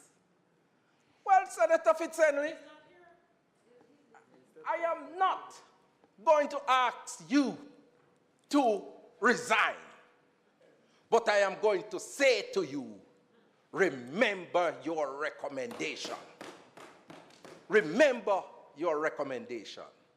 And I leave that to you. But I want to say that I have been vindicated because it has been disclosed that there was a non-disclosure agreement. And I have a fundamental problem where a state agency can just go into a non-disclosure agreement like that and prevented the contributors, I'm going to confine it to contributors, from accessing the information. If it wasn't at the insistence of the journalists from one of the most credible newspapers in the country and from the insistence of the opposition, we wouldn't know what we now know. And I want to say, Mr. President, that we have to put in place some strictures to make sure that in the future that agreements are crafted in a particular way that they don't deprive the citizens of this country, the taxpayers and the contributors to the trust, the right to information. And Mr. President, we are committed to making sure that the NHT is restored to what it is supposed to do as an institution providing affordable housing to our people. And one of the things that I took note of from the presentation of the leader of the opposition, he spoke about the $11.4 billion that have been extracted from the trust every year. It started in 2013, but under our administration, it ended in 2016, and the government, who through their supporters, had taken the matter to court, extended that extraction from 2016, and I understand, Madam Leader of Government Business, to 2028, and I have some follow-up questions for you, Madam Leader. But for the last few sittings, you weren't present, so I couldn't ask them. But I intend to do so in the next sitting when we meet. But, Mr. President, the fact of the matter is that this $11.4 billion is needed by the trust to assist in providing the affordable housing for our people. And there are a number of initiatives that we intend to implement, because we, through the leader of the opposition, have signaled that we are going to be taking that $11.4 billion and using it to invest in affordable housing at the appropriate time. The wind of change is blowing, Senator Hill, and it is just a matter of time. A matter of time. So, Mr. President, one of the things that I also want to point out about the HAJ, because the HAJ is another institution that has been mandated, it's a state agency, to provide affordable housing. And what they do is to use lands that are owned by government to assist in various housing development projects across the country. And that, because they have this bank of land, would contribute significantly in reduction in the cost of housing. But again, Senator Samuda, HAJ is also contributing to pushing up the cost of housing on the market. Because I live in Pines of Karachi, where when Senator Bunty and I bought my lot in 2003, $950,000. And it was on the open market. No special favors. But today, I see HAJ just a walk, because, you know, Senator Samuda, you pass me on the walking trail every morning. Minister used to run past me. Minister, no, I was overseas. So, but Minister Johnson Smith used to run past me on the road. Right? But the fact of the matter is that walking up to Long Mountain, I would have to pass this development where between Beverly Hills and Pine of Karachi, this block of land that is owned by NHT is nestled there. And you know how much for one of the lots there? $20 to $25 million. 20 to $25 million. Undeveloped lot.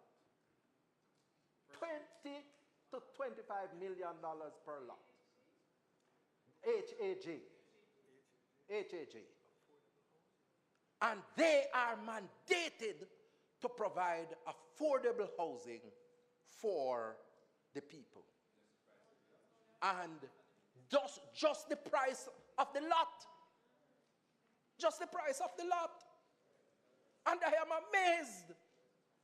amazed at some of the things that some of these agencies that have a particular mandate engage in. And we are going to correct that situation because our intention and object as a political organization is to make sure that we lift up the mass of the people and to make sure that they have access to affordable housing, just like what we have done in places like Pines of Karachi. And I must tell you, Pines of Karachi is an operation, came out of an Operation Pride development. And we fully consciously are aware of challenges that existed with Operation Pride. But its intent were noble. And when you look at all of those houses around by Pines of Karachi now, the price, the value of those houses are significant. Significant. And it is not just Operation Pride, it's not just Pines of Karachi alone. I went to Bel Air in St. Anne, and I spoke to a teacher down there, and he said that he was happy to own that house that he calls his mansion, thanks to the initiative of Operation Pride implemented by P.J. Patterson. And Melrose Mews in Manchester, a host of others across the island. And we're going to make sure that in our future management of this country, we put in place the necessary governance procedures that will ensure that our people get the benefit from the programs and policies that we implement. We're going to make sure. Speaker's time has expired. Thank you, Mr. President. The Speaker's time having expired, might it be extended to permit him to complete his presentation? Thank you, Minister. The question, those in favor? Aye. Those against, the ayes have it. Continue, Senator Morris. Thank you very much, Mr. President. And I won't be much longer, Mr. President, but you know that it would be remiss of me not to mention a matter that is very near and dear to me. I'm going to deal with some matters relating to it at another time, but I am focusing on the Appropriations Bill at this moment. And it was brought to my attention that the Jamaica Council for Persons with Disabilities, that is under the aegis of the Ministry of Labor and Social Security, that the JCPD saw a cut in its budget. I've not been able to locate the specific allocation for the JCPD in the budget because, you know, it's a lot of tables. Just got access to the information last night, 700 and odd pages to comb through. But I just want to say to Minister Samuda, Hill, Morris, good name, Johnson Smith, you know, if that is correct, I'm making an appeal for the entity because the JCPD has a critical mandate to implement the Disabilities Act that came into effect in 2022. We passed the bill in 2014. And, you know, they have a lot of things to do in order to correct years of problems associated with persons with disabilities. And they need to be resourced. They need more resources in order to create greater access in the society for persons with disabilities. And I urge the government to look at that particular matter emanating from this budget 2024. May it please you, Mr. President. Thank you very much, Senator Morris.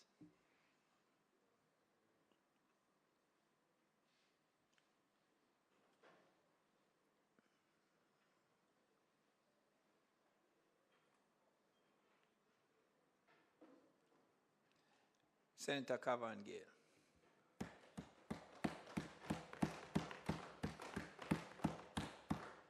Thank you, Mr. President. Colleagues, this would have been our first sitting for the new parliamentary year. And I want to wish my colleagues a very productive sitting where we can always seek to improve our performance, our engagements, and our debates. Mr. President,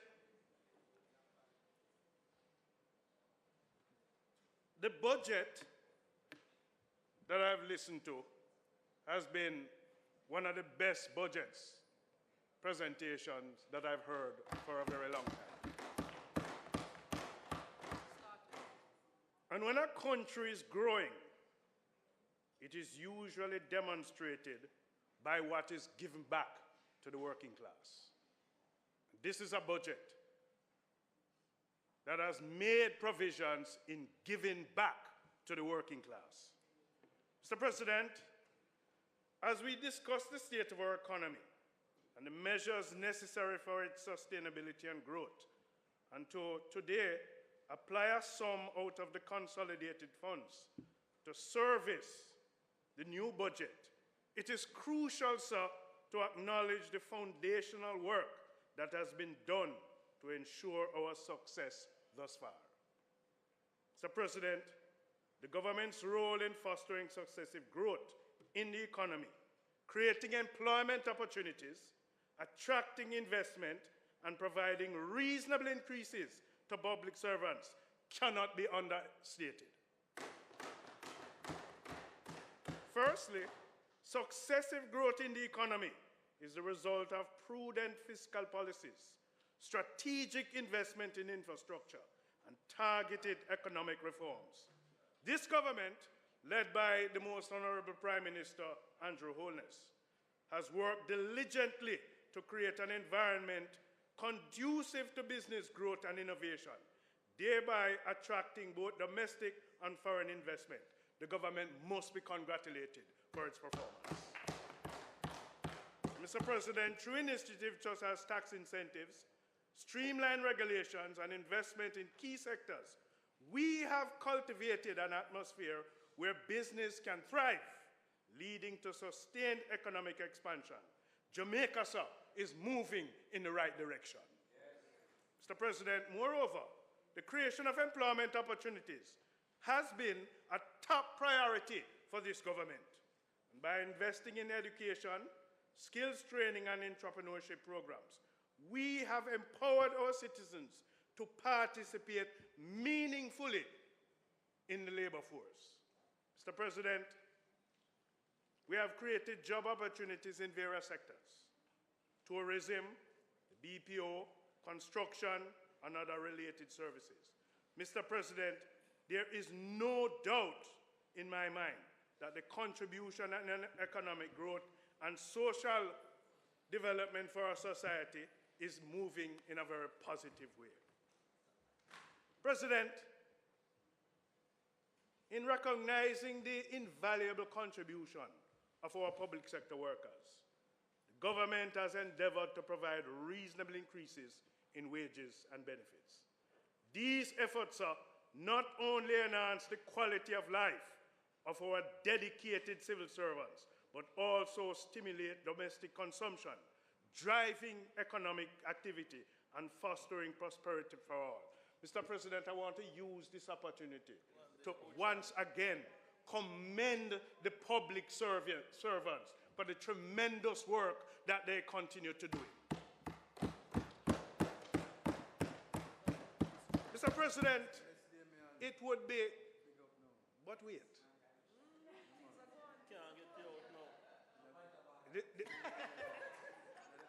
This is the first in history that I've seen you in that position. Mr. President, you know, one fundamental factor in the linkages of pursuing of prosperity is the significance of having a trained labor force. And it cannot be overstated that in our pursuit of sustainable economic development, Mr. President, investing in education, skills development, and lifelong learning programs ensures that our workforce remains competitive and adaptable in an ever-changing global economy. And so, a well-trained labor force not only attracts investment, but also drives innovation, productivity, and economic growth. Absolutely. President, that is why the hard trust-led provisions of skills on demand, tools for trade, uplift, and the community action for rewarding engagement are recognized as wonderful initiatives geared towards developing our labor force. It is that trained labor force that can foster greater opportunities for sustainable employment and jobs.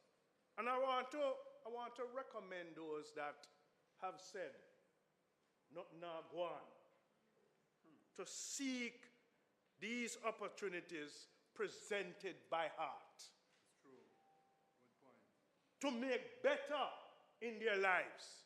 Mr. President, the supermarket that I go to, there was a packer, very customer-oriented. And whilst, he walked with me to my vehicle, said to me, Elder, I don't know where he get that part of it from. But he said, nothing now go on. His name is Nathan. And I said to him, what you did at school? And he went to one of those technical schools. And I said to him, why you don't try the Heart Trust? Call them. And I gave him a brochure. Nathaniel called the Heart Trust. And he enrolled in a program doing electricity. He is now a certified electrician. Not only is he not working here in Jamaica, but now works with Royal Cruise Line. The point I'm making, Mr. President, is that there are a number of young people in society that will believe that nothing is happening for them because nobody points them to an opportunity. And once you point them to an opportunity, if they take on that opportunity, they can be part of the competitive labor force. They just want a chance. President, this government remains committed to fostering the environment for conducive and successive growth. And as a senator representing the hard-working citizens of Jamaica, I'm standing before you today to highlight the significant strides made by the budget for this particular financial year. First and foremost, let us acknowledge the successive growth of the Jamaican economy. Absolutely. we have to pay attention to where we are coming from to determine where we are going. Mr. President, that's a testament to the resilience and dedication of our people. This growth has not only fostered economic stability, but it also led to the creation of employment opportunities. President, you know, Minister Hill said it was going to be said. And there's a thing, you know, that you said that you don't need to repeat something that somebody else has said. But when it's good enough, it needs to be repeated. The 7 years of consecutive growth need to be repeated. And Mr. President, moreover, we're talking about a transformed public sector that deserves recognitions for its positive contribution.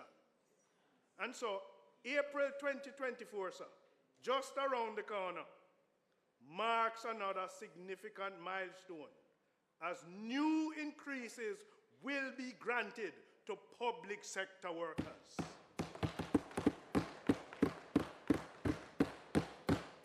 Demonstrating our commitment to fair compensation and improved standard of living for those who continue to serve our nation diligently. So, Mr. President, an addition of $40 billion will be spent for 2024, a total of $200 billion over 3 years. Mr. President, a commitment to public sector workers. President, in the unveiling of the 2024 budget, the government's commitment shines through a ray of hope for the working class, with provisions tailored to uplift and empower. This budget presentation exemplifies a dedication to ensuring prosperity reaches every corner of society, illuminating pathways to a brighter future for the working class. And President, you know, if you're moving to support the workers in the public sector by giving them greater increases, let me commend the government for once again ensuring that the minimum wage earners get another increase. Moving the ceiling for minimum wage earners and the industrial security guards who continue to provide part of the service of securing our society, they too are getting an increase in their minimum wage. Mr. President, a cornerstone of this year's budget is the provision of significant benefits to the working class, notably amendments to pension and age exemption that will provide much needed relief for individuals at 55 years of age receiving pension from approved schemes, as well as those 65 years and over.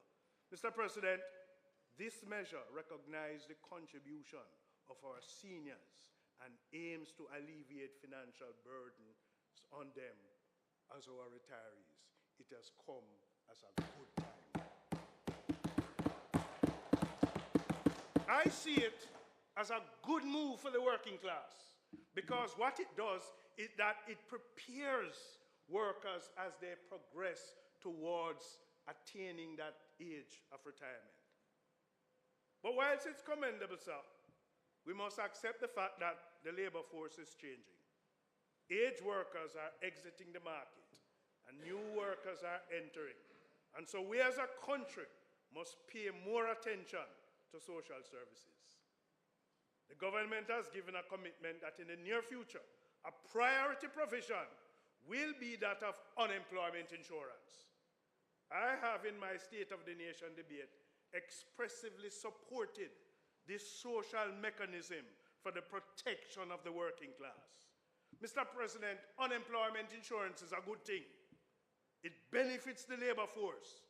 It offers temporary income to workers who may lose their jobs involuntarily, providing a kind of safety net to meet basic needs while searching for new employment. And so sometimes, you know, Senator Webby, we talk about these things, but people don't really understand the gravity of support that is being provided by these social mechanisms. Mr. President, unemployment insurance often comes with resources and support for job search activities. So you lose the job, but you want the little bus fare to go seek out other employment. Well, the bus fare gone on too, but nevertheless. Mr. President, it kind of creates that stabilizing income for the worker who is unemployed. And it reduces, in my mind, sir, any possibility of social unrest. It's a meaningful support. And it's something that we must work assiduously to put in place for it to be functionable. Mr. President, this government is about giving back to the working class. The introduction of the reverse tax credit for individuals who have filed and paid their statutory payments for the calendar year 2023 is another commendable initiative. Something that we never saw coming. Something that we never heard about. But this reverse tax credit provides additional income to low-income workers. It's an incentive so that the reverse tax credit can serve as an incentive for individuals who enter or remain in the workforce. And it provides some sort of a financial reward. You know, just like how you make claim for your NHT refund, this is another opportunity that you make a claim for a reverse tax credit. Once you would have filed your returns, and you expect and anticipate, Senator Webby, that the employers too would ensure that the filing takes place. What I'm calling for is for the workers to understand the mechanism that is in place, whatever format that is going to be utilized to make this claim. Yeah? And that it is accessible and as easy as possible. What I'm encouraging is that once this comes in place, workers must take the opportunity to take back what the government is giving back. So utilize the benefit, President. It is when you utilize the benefit that you understand clearly the intent of it and what it really means to you. So, President, I view this. They have set aside some $8.3 billion for workers to claim. It's a move in the right direction. It starts with 11-point-odd billion now, but later on, and 20,000, but later on we can even thinking about doubling that 20,000. And from you move in that direction, it is unlikely that when workers utilize it, that it's going to be taken away. But then this government does not take anything away. It is more of giving more in 2024. Thank you. Giving more in 2024. And we encourage the workers to take it up, you know. And this is not a... This money is coming out of earnings based on the return on investment and the performance of the government. It is not Senator Hill taking from Peter to pay Mark, sorry, Peter to pay Paul.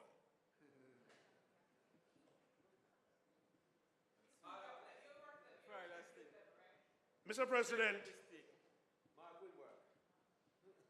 undoubtedly, the most significant provision benefiting the working class is the increase in the annual general personal income tax threshold from 1.5 to 1.7 million. Mr. President, This adjustment will positively impact over 500,000 workers, putting more money into the pockets of the hard-working Jamaicans and providing relief from the burden of taxation. You know, workers say, you know, that look, I work and I'm paying taxes. And when can I get an opportunity to be relieved of taxation?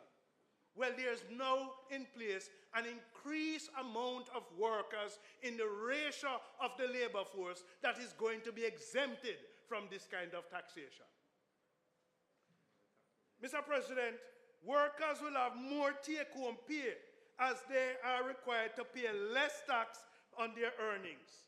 This boosts their disposable income, allowing them to spend more on goods and services, thereby stimulating the economy. Mr. President, it goes further than that. The increase in income tax threshold can help lift low-income earners out of poverty by ensuring that more of their incomes remain untaxed and subject to lower tax rate. You know, when Senator Bunting spoke about that lady who would have gone into the shop and see the increase in prices that she has no control over, but the fact that she's at a particular level of income earnings, we are now giving her the opportunity to have greater disposable income. And so that's what we are doing. No, it is a lady that he spoke about. No, I'm saying to her, don't follow Senator Bunting. Listen to the increased tax threshold that gives her the opportunity that she can buy more. What it also does, you know, whilst we continue to do it, and Mr. President, I encourage this movement in a phased basis. Yeah? Some people wanted it ballooned to an extent, deservedly for the working class, but guess what? That money have to come from somewhere. Right. And because we are a responsible government, we are doing it in that phased basis. That's right. Mr. President, a higher income threshold simplifies the tax system, and it also reduces administrative burdens for both taxpayers and the government. It also provides and promotes fairness by ensuring that the individuals with lower incomes are not burdened with excessive taxation. That is key. President, overall increasing this personal income tax threshold can have positive effects on the labor force. It promotes economic activity, it reduces poverty, it improves the overall welfare. But I want the working class who benefit from it to see it on another dimension. It is the government giving the working class another pay increase. You don't work for the government. You're not a public servant, but you're getting a pay increase because you have more disposable income. You have more disposable income. So it increases your take-home pay, and it must be viewed as another important dimension. Senator Webby touched on a critical point, and I heard our Prime Minister, who I consider to be a great visionary. No, don't take him up. Oh, no. Don't take him up. And you are doing so well.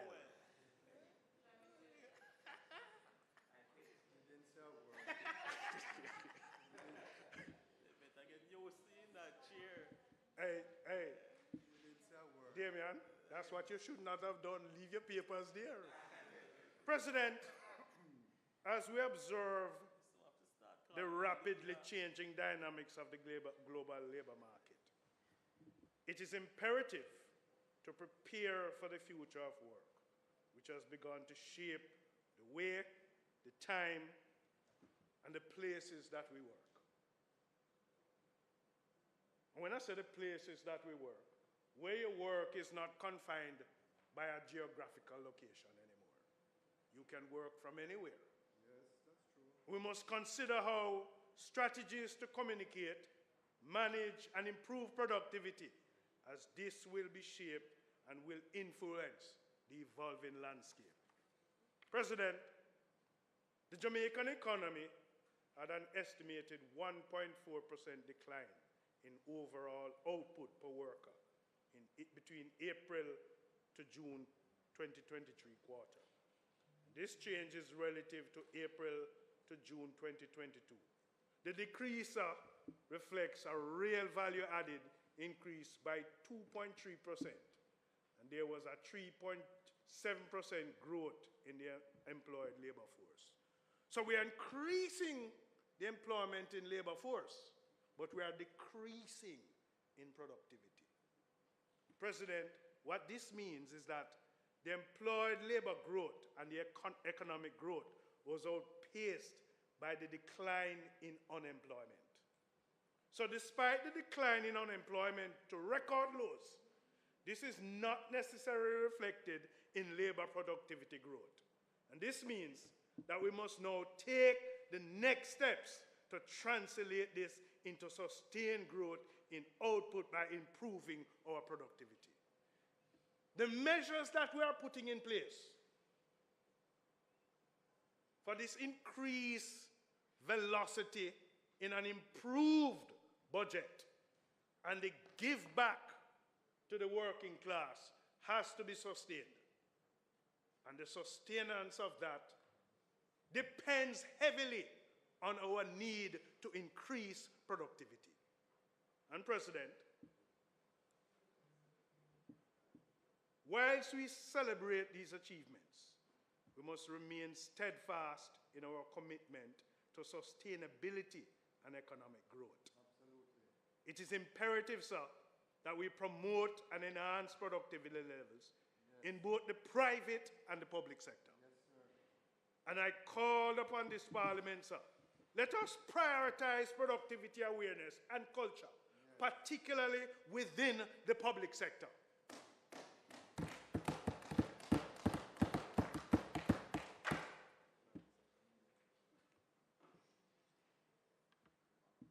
Oh, it's 120. 120.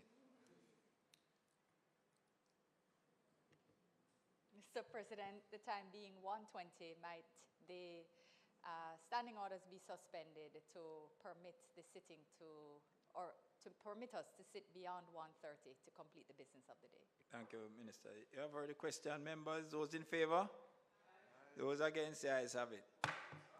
Can you continue, Senator, again? Thank you, President. And so I'm making the call, sir, that in this increased pursuit of improved productivity, what I think we need to do as a country, in the first instance, let us define where we can to allocate resources, if it's a private sector entity or any public agency or public sector entity, to allocate resources for productivity improvements in future budgetary allocations. Let's define that allocation specifically geared towards productivity. President, productivity improvement isn't just about working harder, but smarter. By investing in technology, skill development, and efficient process, we can elevate our nation's productivity to new heights, paving the way for sustained growth and prosperity. President, in the journey towards economic success, enhancing productivity is the key driver. And by fostering a culture of innovation, streamlining our operations, and empowering our workforce, Jamaica, sir, can unlock the true potential of our nation, propelling it towards greater competitiveness and success at the global stage. So, President, I'm in full support of what is contained in the budget for this fiscal year. I think it was well thought out. I commend the minister. I commend his team for lending the support, and those who would have helped to cultivate what is contained in the budget. What I'm asking for is that, you get the resources.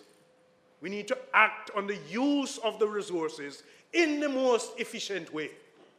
And so, President, let us continue to work tirelessly towards a prosperous and equitable future for all Jamaicans. May it please you, Mr. President.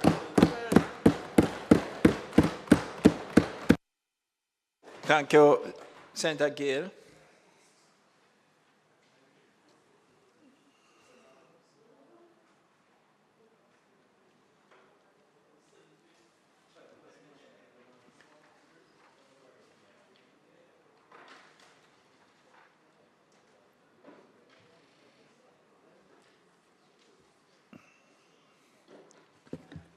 Senator Damian Crawford. Thank you, Mr. President.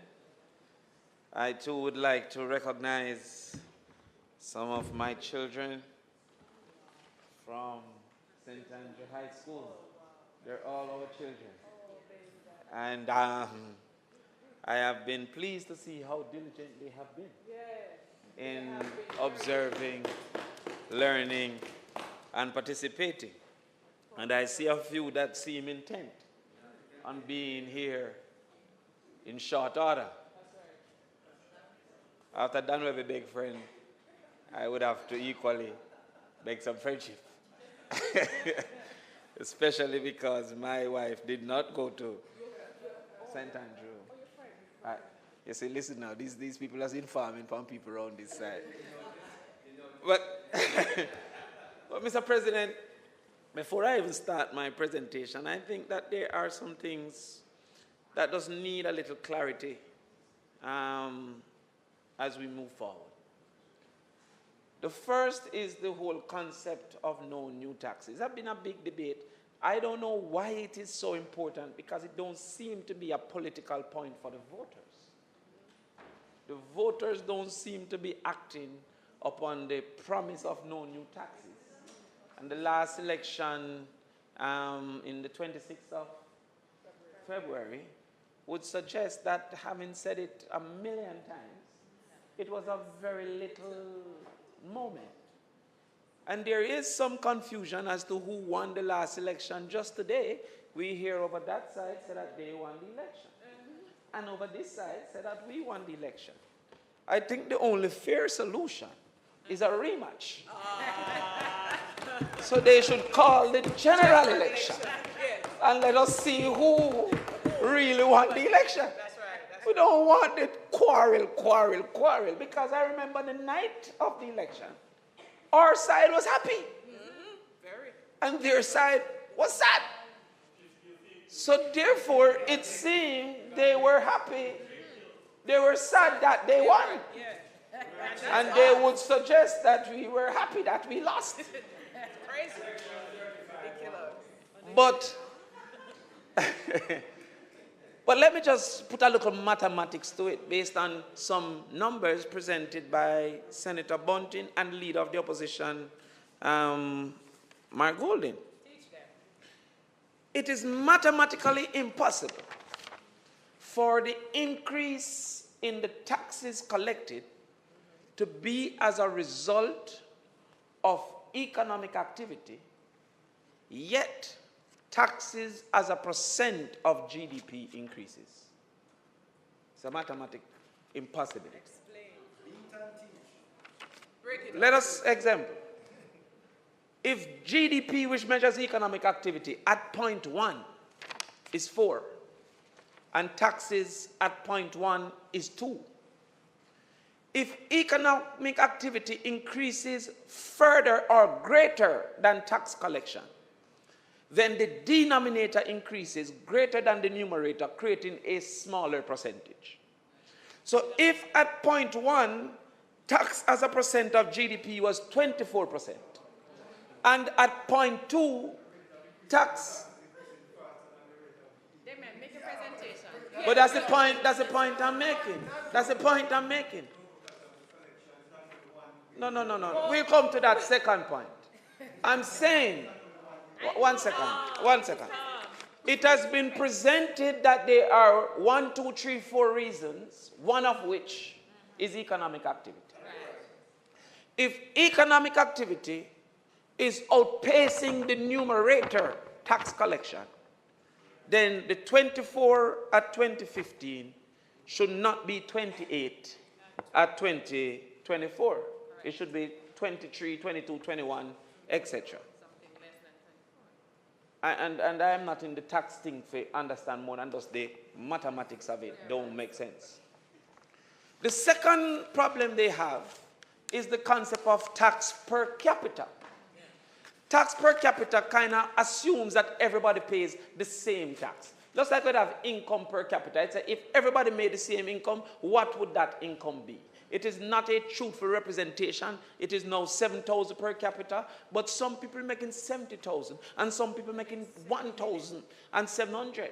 But if everybody made the same, the per capita taxes Senator Bunting reported has increased by almost $190,000 per person. Within a society, there will be people who are dependent, like children, and people who are independent, like some adults who earn. And there will be some adults who are not earning and also dependent. But when you put the per capita, it wipes out all of that. It says each person is paying X amount. The argument that more people are employed, when 83% of the people employed don't pay income tax, they were below the threshold. So the only way the more people employed could have been the basis is if they were in the 17%, the higher threshold. The probability of that to be true is unlikely. Most entrants within the employment would, the poor don't pay income tax. The poor don't pay income tax. I'm explaining that. I'm coming to that. So therefore, what it means, therefore, is that the only contribution from those not paying income tax is in the VAT tax, the value-added tax called the GCT. But they were eating before. They never start eat when they start work. Otherwise, they wouldn't have survived to start work. Correct. So they were eating before. And so therefore, all it means is if each person on average is paying more, then more must be collected from these people. It is not a matter of efficiency because you have negated that by saying each person is paying by the per capita amount. But it's not a big deal because nobody votes for that. Because with all you are saying, the lady Senator Bunting spoke to votes on if her life is better off or worse off, whether you want tax or no tax. She is going to measure her opinion on how I feel about my current circumstance. The only thing is because I have some students here, I have to correct the mathematical. Yes. Because I have exam coming up and I don't want that to be. Huh? Not mathematical. You can add now another option to say you're more efficient, but efficiency is negated by the per capita. Exactly. Because efficiency would mean I'm collecting from more people. It's negated by the per capita because those persons were calculated in the amount. But make with that. Don't worry about them. Don't worry about it. All right. Yeah, we dash that. They're not going to get it. The second thing I want, and this is important for us to consider, is the whole productivity conversation. The productivity conversation is somewhat misplaced in Jamaica because we fail to acknowledge that service economies often report lower productivity. In economics, it's called the Baumol disease. The Baumol disease says the characteristics of service cause for it to find difficulty in productivity. Let us look at one characteristic, perishability. The service ends when the person leaves. So therefore, if you are working in Don's factory, you can make your 10 for the day. And you can store 5 if 5 don't sell. The hotel don't have that capacity. If the room don't full tonight, it just don't full tonight. It can't store it for tomorrow. That reduces the productivity. It also assumes inseparability. The client must be present. So therefore, if a waitress can serve 10 people, but only 3 people did it, 7 is wasted, she can't do nothing. But if I can make 10 chairs and only 3 people, it don't matter. I can make me 10 chairs and put down 7. So a lot of even people at the tax office, them they not do nothing until 2. And when everybody come now, we say, boy, they're unproductive because they only serve 3 people for the day. That inseparability. If we're going to really look upon the productivity conversation, we might need to look at the structure of our economy to maybe shift to some level of manufacturing and other things that don't have the Barmal disease. This is a global conversation. So therefore, it is and I am not suggesting that there's not need for productivity gains. I'm saying if the economy continues to do more hotels and more services, we're going to have a fight to get those productivity gains. And so therefore the structure of the economy will impact on the measured productivity because of that. The final productivity impact of services is variability. Your learning over time don't give you equal benefit because the requirements vary so greatly. So when you learn to make a table, and you make a table, and make a table, you eventually become a perfect table maker. When you serve a person, because you're not serving the same person, it don't give you equal efficiency. And so that also becomes a quarrel of productivity. So therefore, but these are things that researchers have shown. It's not a, yeah. I mean, Barmal write economic books. Yes. But and I'm not saying that we don't need more productivity. I'm saying that a service economy must factor the service component. Yeah. And debated. Others have agreed with that. That the Barmal disease don't exist. But others have agreed with me. So if we're going to really look into it, then we have to look into all aspects of it so that we can have a fulsome conversation. But today the budget presentation and the budget is really, no, that is Camina's. A capture of, she always have these beautiful flags. And yes. Is a capture of ideas. The budget is indicating what is important to us, what's our priority, how much you think we should spend on it, and is a capture of ideas. And so therefore, we have to now seek to understand ideas. And ideas is the product of politics. It is for this reason why you'll find political parties seek to defend ideas, because it's the product of politics. It is what we sell. And to this extent, we will come today to discuss those ideas. Indeed, in his own budget presentation, the Prime Minister claims that he is the best baby father for ideas. And I put it to you that that claim cannot be substantiated because the Prime Minister himself has no clue of the DNA of ideas. Yeah, he doesn't have a copy of the DNA.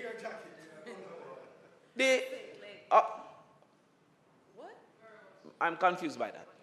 The DNA of... That's what he said, yes.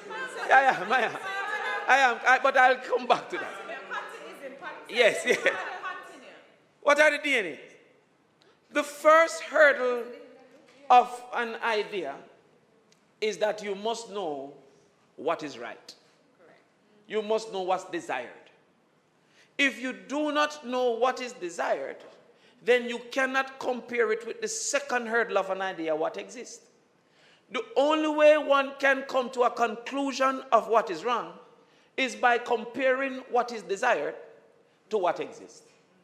So if it is, Senator Bunting, that you believe the appropriate plate of food should have 3 dumplings, and you have seen the existing plate with 4, then there's a problem of too much dumpling. Equally, if you see an existing plate with 2, there is a problem of too few dumplings. So the only method of knowing the problem is to prescribe what is right, to analyze what exists, and then to define what is the problem. It's now, yes. Huh? No, see too much dumpling there. Now, at this time, the solution, which is the final hurdle of an idea, it comes from the first understanding of what exists, what is right, and what is wrong. Because the 4 plate need to minus 1, that's the solution. And the 2 plate need to add 1, that's the solution.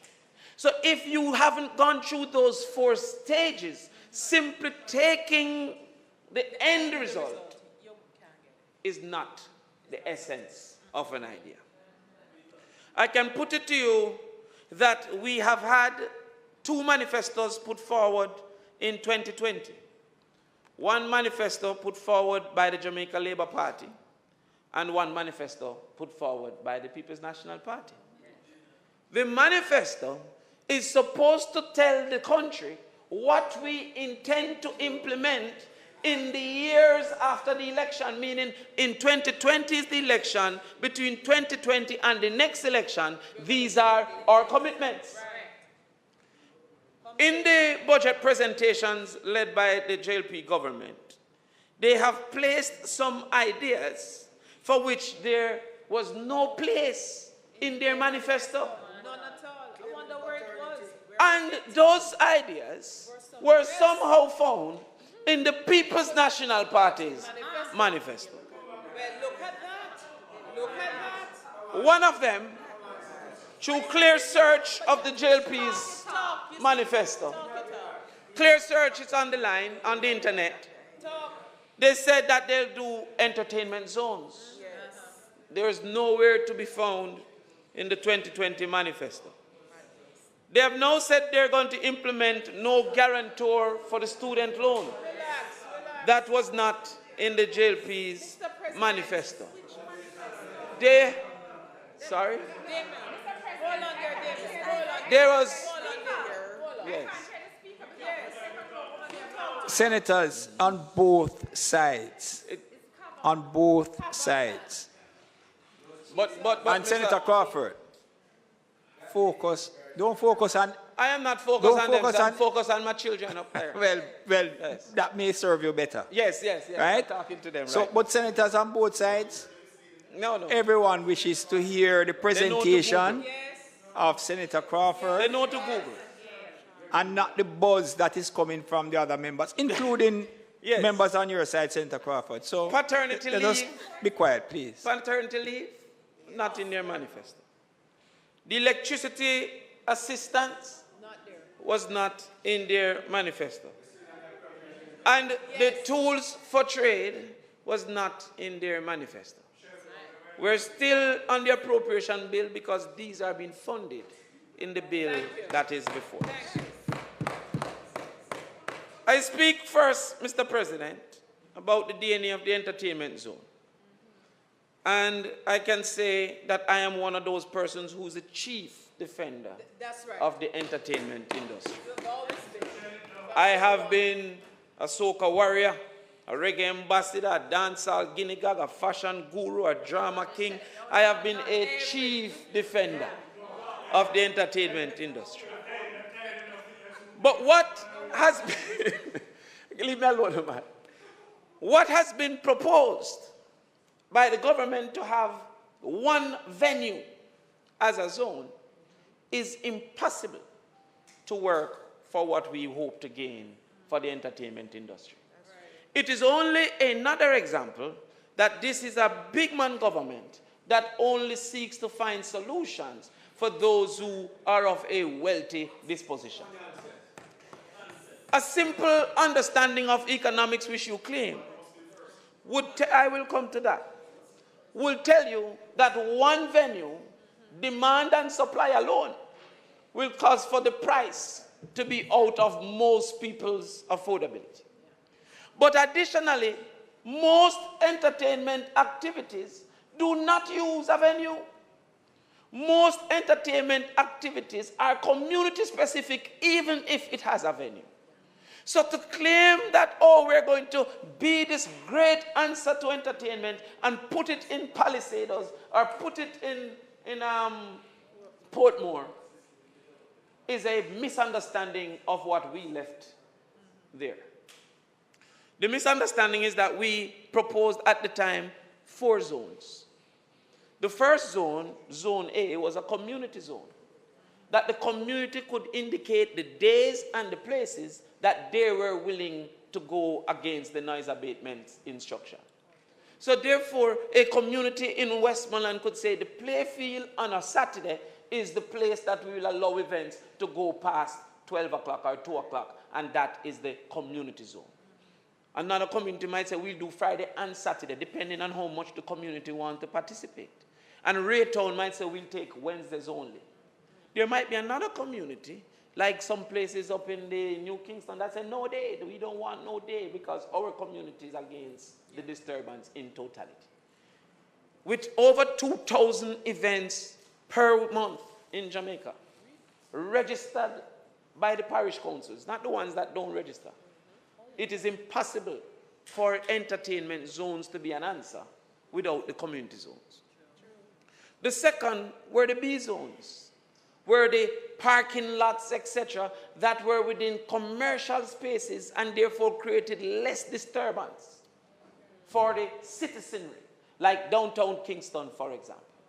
So therefore, at the end of the night, you would transform those parking lots into zones, and by extension, persons could book those zones and go into those zones as the B zones. The third zones was for the big events, and those were the Fort Rockies, and those were the Portmore activities. Yes, they told me they had to leave for 2. So, when you have those zones, with the community zones for regular activities, with the B zones for medium-sized activities, and with the C zones for large activities, that is when the entertainment zone concepts can work and start to make sense. But when you now ignore that and say you're just going to open 2 places that make music can go on in Kingston forever, only one promoter would be able to do that. And this is consistent with how the JLP has functioned. They have functioned in that way because when we had a state of emergency in St. James, it was paused so that some fest could be held. They act that way because when we had the COVID lockdown, Risk Cafe had one of the biggest activities that was approved. And so therefore, this whole, not to mention RT. So this proposal is not our idea because it lacks the solution that is necessary. It simply took a concept that we had proposed, misimplement, and possibly kill the concept. I am concerned because we have already lost one possible zone, which was Seventh Heaven, which when they had an event there, there could be no passing to the airport because of traffic. When that zone was identified, it was to be park and ride from out by Care, and not people driving all the way down to the venue. So the misimplementation of the idea killed the idea. So when I hear some people say, so what if they do it? Then we are concerned because Jam World was to be a D zone, a party town. a space that had movie theater, dining, that you could go there from Senator Bunting 10 o'clock, 8 o'clock, and you will just have a full night with entertainment spaces, movie towns, and everything there, a party town, and not simply one big venue when we don't have 20 big events for the year. And those big events were never affected by the Noise Abatement Act. The Noise Abatement Act is one of the biggest examples of Jamaica's prejudice, because jazz and blues never ever lock off, Sumfest never ever lock off, Sting never ever lock off. No big event, carnival, go through the whole night and move through the whole town. But round robin, night, birthday party, pan chicken, any small event. So when you put a zone for events that never used to lock off, all they do now is to legitimize the prejudice that you have been working on for a long time. If you don't, yes, I do. I just don't support prejudice. I agree that carnival should be able to get its night. But I don't disagree. What I don't agree is that a man now who is competing with carnival in another space can't get his night. I agree that Sumfest will get its night. But how would I grow to compete with Sumfest if Sumfest have that unfair advantage of going till 7 and me like half at 2? Then I will never grow to Sumfest. And so, no, that bore has never been my Achilles heel, I must say. You It's just so wait easy and to look get at the distracted, YouTube views. Senator Crawford. Yes. Focus, man. Focus. No, I'm saying he must watch your YouTube views after. But don't get distracted by the sort of us coming. Okay. I'm bringing up my kids from Queens now watching as well. But the point I'm making to you, therefore, the point I'm making to you is that the law as is don't even allow for an entertainment zone. The law as is don't say that the event may lock off at 2. The law says it shall. So until there is a change in that aspect, then there can be no entertainment zone. So when Senator Bunting, the people that they put to shadow me on the internet from that side, asked why we never did. We never did it because we were hamstrung by the wreckage of the economy to the point that we had neither money nor human resource to implement nothing that we wanted to do. Everybody that wrote a law had to be writing IMF laws. Everybody that could be contributing had to be contributing to IMF instructions.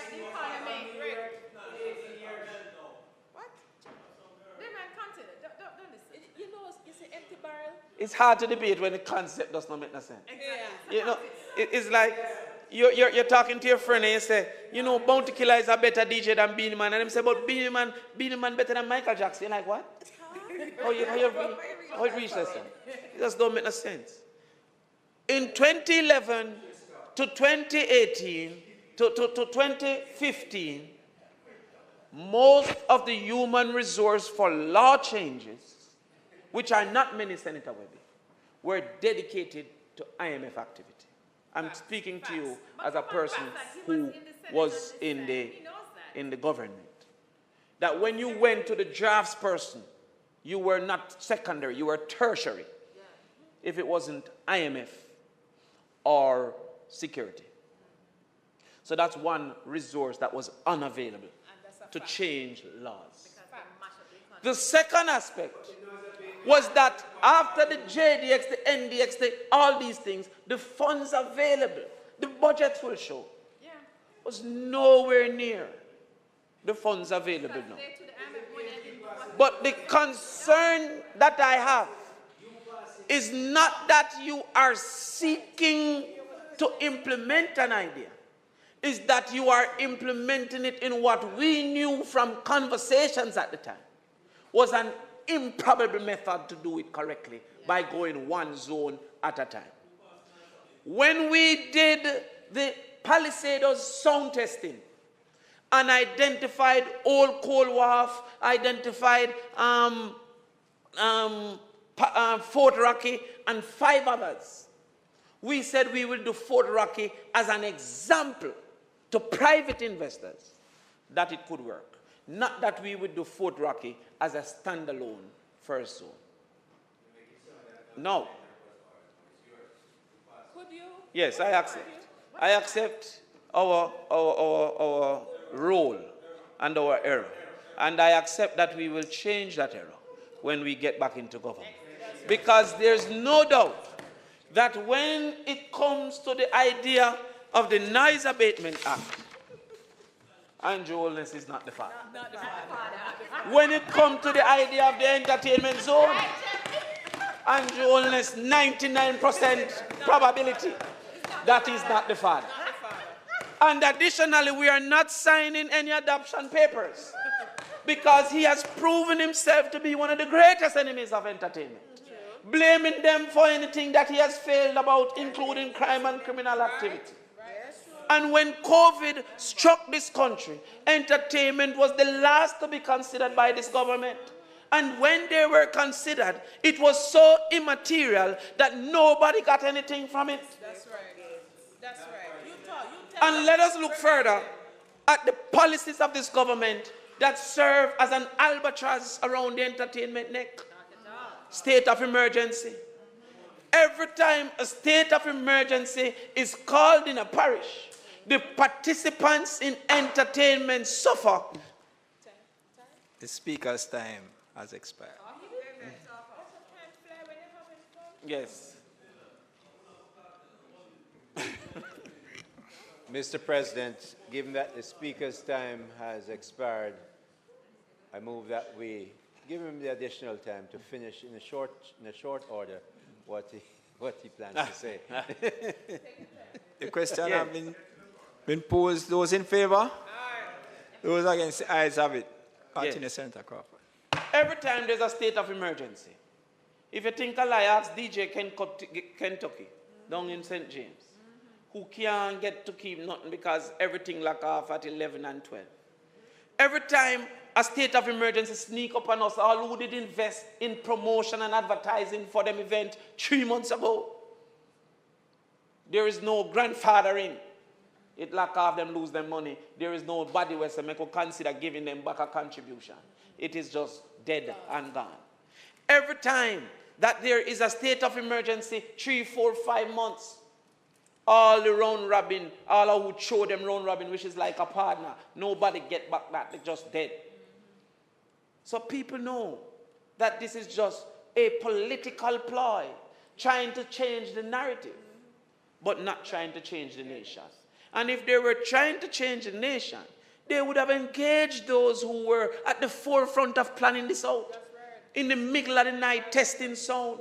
They were out there, myself, being scientific about it. To say, yo, okay, let's have a giant parliamentary group then. To say how entertainment should be treated and how the Noise Abatement Act should be reviewed. If you're serious about it. But they're not serious about it. The second is paternity leave. And again, when we considered paternity leave, it was on the basis that some reports suggest, Senator Webby, that the Jamaica single-parent experience is 47%. The world average is 8%. The United States said they had a crisis with 23%. We have 47% single-parent experience. And when you have that single-parent experience, the child don't only lose the support of one. He loses the support, they say, of up to 15 to 30 people. Simply the family of the father alone can come to 10. I have, 11 uncle and auntie on my mother's side, and 54 cousins. My mother's side alone. Then I add my friend them from the illustrious champs winning Kingston College. And you're wondering when the channel was coming. And then I have the Senate and the People's National Party. And then I had my colleagues, because I can tell you, my daughter, Matthew, have to do something if something needs to be done. That is the circumstances that a child that would have not had me would have now lost. True. They say from the research that a child who is in a single parent experience is likely to be more inclined to be in poverty, more likely to have physical, mental, and behavioral health problems, disrupted brain development, shortened educational trajectories, contact with child welfare and justice system, and employment challenges in adulthood. Let's say children from these families are also more likely to have poor life outcomes, low income survival ability, live in less safe communities, limited access to quality health care, and limited access to comprehensive support and enrichment activities.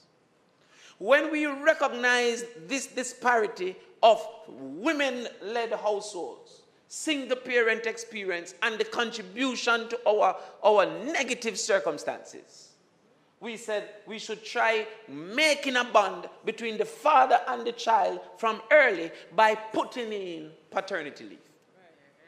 That was why we proposed paternity leave.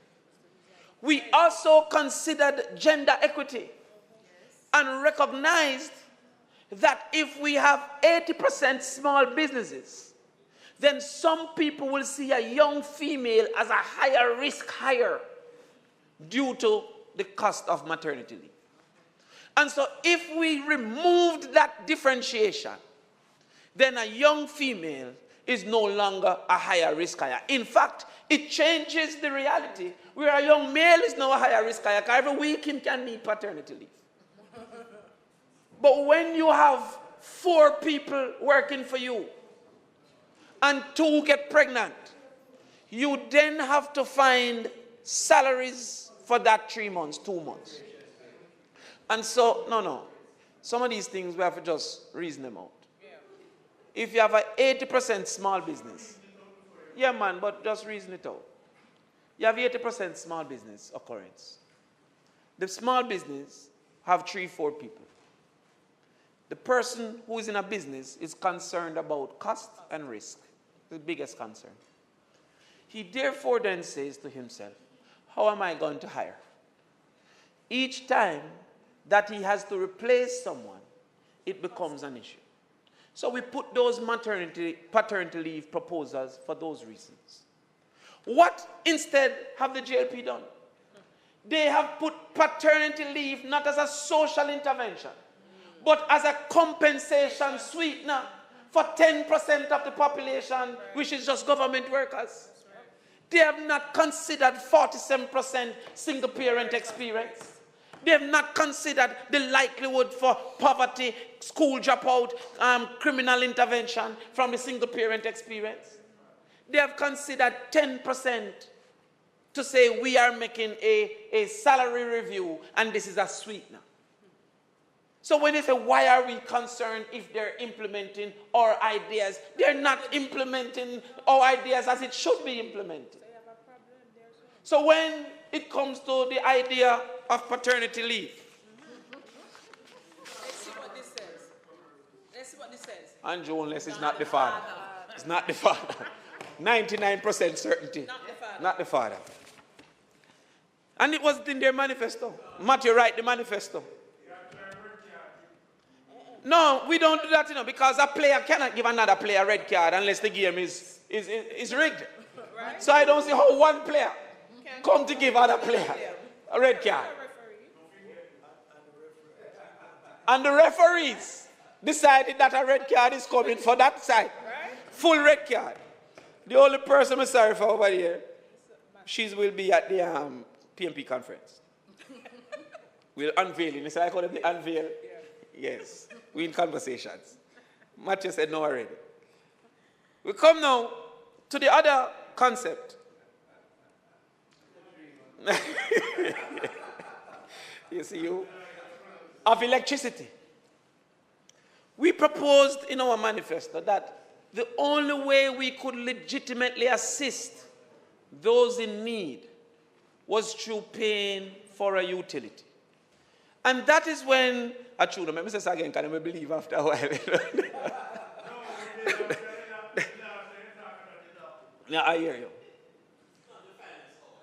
When we proposed electricity, we recognized that it was impossible to give everybody a check in and of themselves. We also recognized that households had multiple persons, like multiple families in one household. Enough people out there will say tenement yard, but even a regular single house. Sometimes 2 children grow up and just stay in the house with their own families. And so we recommend, to much critique, that we should subsidize the utility bills, water and light, as a method of mitigating against the struggles that the people were facing. Let us not forget 2021, when the Minister of Finance was saying inflation is low. I came here to say, listen, look at the difference between inflation in general and food inflation. I highlighted that food inflation was far outpacing the general inflation, and there are many within the society who only afford food. Some of the other contributors to the basket were not of their concern. And so, because it is high quality. It's high quality. You have to pay. You have to pay for the high quality. We're going to come up with another one for the others. But yeah, it's now almost $2,000. But soon come to go. So when we said the electricity, I was asked in an interview how long. We said as long as it is necessary. This government, Senator Bunting, gave 4 months of assistance. Oh, 4 months. And even though the circumstances have deteriorated, they have not carried it back. Instead, they come with a subsidy for bus fare. And though the BOJ said that the bus fare subsidy had no impact on alleviating the inflation negatives, the Prime Minister came to this house and said that they have done bus fare to do just that. This is after. And asked if they can trust us. There was no way. Well, they said the governor, they claim, said that he misled them, that he made a mistake. And that is, yes, the governor said. But yeah, poor Miss Curtis. But if the governor said that 2 weeks ago, why would the Prime Minister repeat it now? When the governor said it never worked, so who tell him this time? To come back to say, that is why we have done that. When it failed. Why the Minister of Finance still saying it? When it has been proven not to work. It has been proven not to work. The other reality that exists out there is that I was so excited when I saw them say they will give electricity subsidies to those who have retired, pension, and they will do it through solar. But you have to own your house. Now, if you understand how house ownership normally goes, your mortgage ends at the point of retirement. So you have saved the cost of the mortgage. The man who is renting, however, his rent don't end at the point of retirement. So if there's anybody that needs some reprieve, is the one who don't own the house. Why not then, if he can't get no solar, give him the same electricity reprieve that you stole? And we can't say stole, because the Prime Minister said stole, lie, mislead 1,000,000 times. And so therefore, when we checked that situation as it relates to the idea of using, listen, you need to behave yourself over there. Right?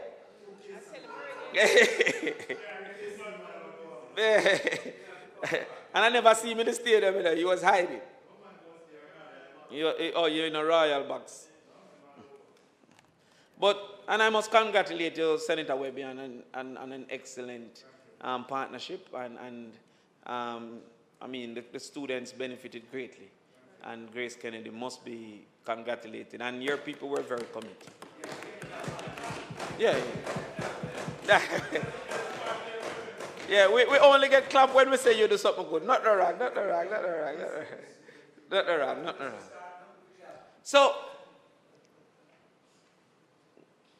you have the results for the... Yes, the results are in. For the electricity? Yes, electricity. When it comes to the idea of an electricity subsidy, yes, because they won't believe, 99% surety. Not the father. Andrew Holness and the JLP is not the father. And you are not up for adoption either. Yes, right. Because that side has never understood the plight of the people. That's right. That side has never differentiated needs different from what they're trying to do for a narrative. Yeah. They're not trying to build a nation. They're trying to build a narrative. They say, oh, come on, so we go to student loan. Come on. In their manifesto, there was no, because the point is being made, there is no mention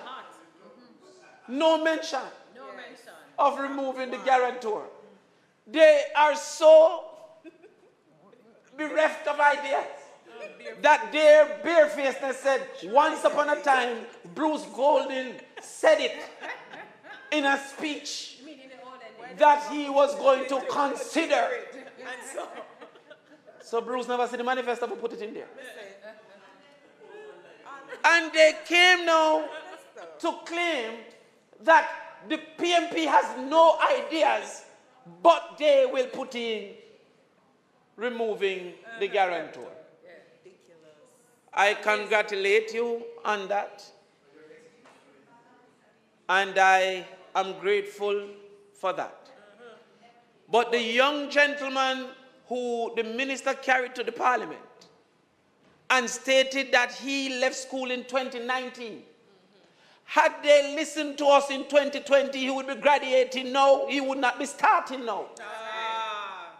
And that is the importance of putting those with ideas in power. Because when they get licked in the election and need to change the narrative, that is when. That is when all of a sudden we're going to roll out. Every academic is angered when there is plagiarism of ideas. Every single one. Without any, no, and with lambasting. with lambasting. But let me give you some statistics. You know, you won't understand the importance of an idea. But I've seen good ideas killed by bad implementation. But I've never seen a bad idea saved by good implementation. Therefore, the idea is of very importance. But let me tell you why we don't think you've gone far enough with the student loan. A 2022 research in Jamaica on tertiary student hunger in Jamaica. Tertiary student hunger in Jamaica. This is a published document. The result says, the study found that most of the students, 38.8%, suffered from severe hunger, followed by moderate hunger at 33%, and the lowest portion, 29.3%, with mild hunger. More than 70% of students worried each month about not having enough food, while 33% of the students sometimes do not eat for an entire day. Their physical and emotional readiness to study was compromised, as 40% said hunger affected their academic work via a variety of reasons, such as headaches, poor concentration, and missed classes. The low-achieving student experience the most hunger. This is in the World Journal of Advanced Research and Reviews 2022 document. So when you simply say you don't need a guarantor, that is one hurdle that we wanted to cross. But we also knew that there were greater expenses, including boarding, including eating, including books. We also knew that we had women and young girls being abused for food. And that is why we said 1 degree per household, that anybody who's the first to get into a university, that they should receive a scholarship. Yes. Simply now saying you remove the guarantor and say we put in your idea. You have no, you go and buy the egg and say a cake makes. There is no cake. You know what I love about the JLP? They say big numbers, as if we don't know mathematics. There's a $200 million, and then 200 million people, so therefore we only have $1 per person. They don't do the maths about it. That's just anecdotal, so we can give you $1. All right, so how much you want me to use? 200 people, you have 1 million per person. 2,000 people, you have 100,000. You have 20,000 people, then that means you have 10,000. And you more than likely have 20,000 people. So your 10,000 now is going to change the result. Yeah, these numbers, right? So how many students we have? The university have 16,000 of the West Indies, right? And it don't tell us that 70% experience hunger. So that is already 10,000. Me not go UTech yet. Me not go case yet. Me not go teachers college yet. What are you saying? What are you saying? 200 million when time you have 100,000. How much have they paid in right? rent? How much have they paid in rent since last year? Sorry?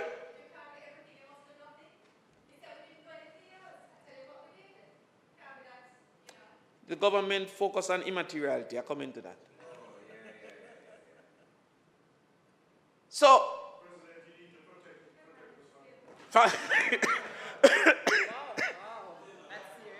then, yeah, man, but there's a lot to say. Speak and speak. Talk and talk. Yes.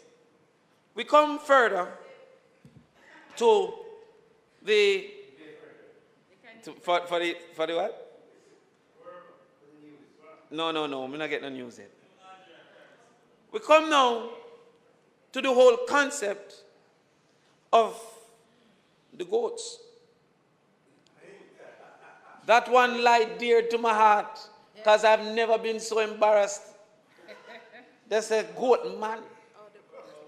Miss May. The newspaper said Crawford curried.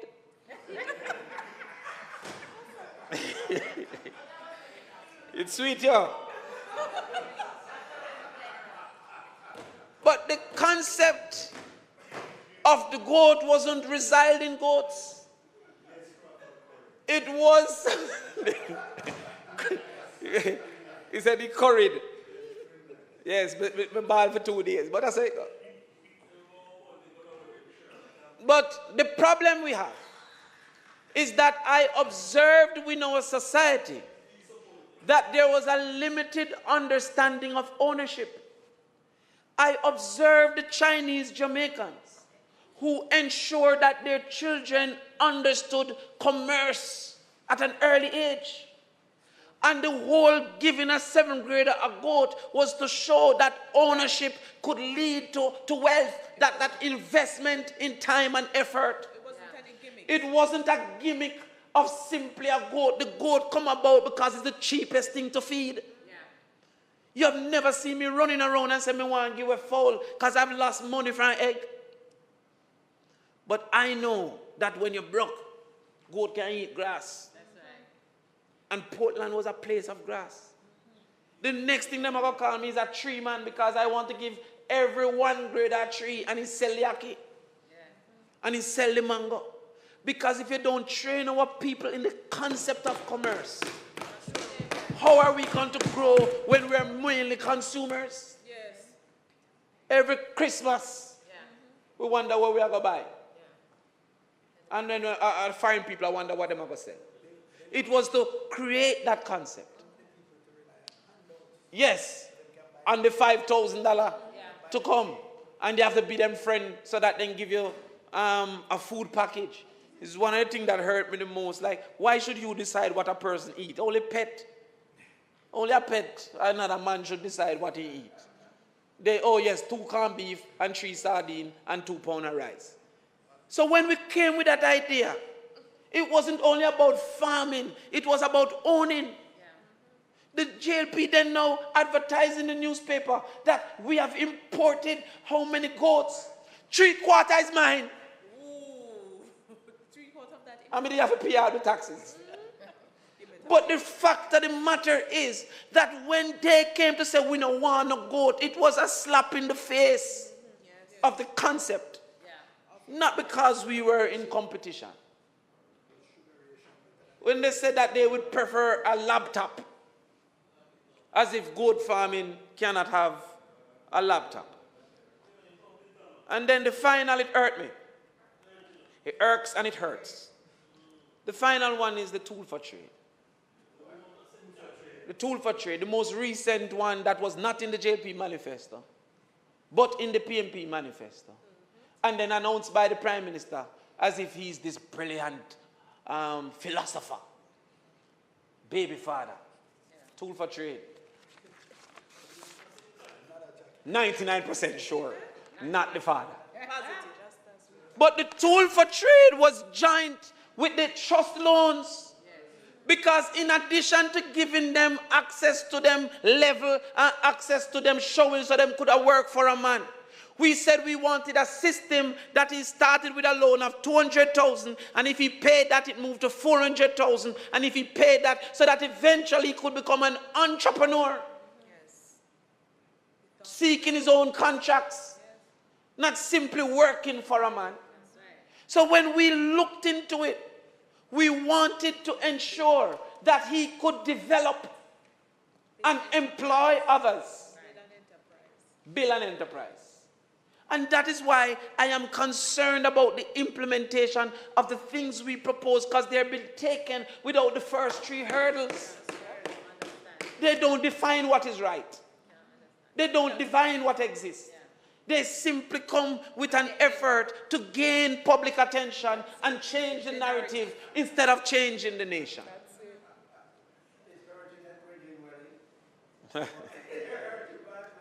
Hey, Jamaica, the only country where can deport me, you know, so anytime it go on good, me glad, you know.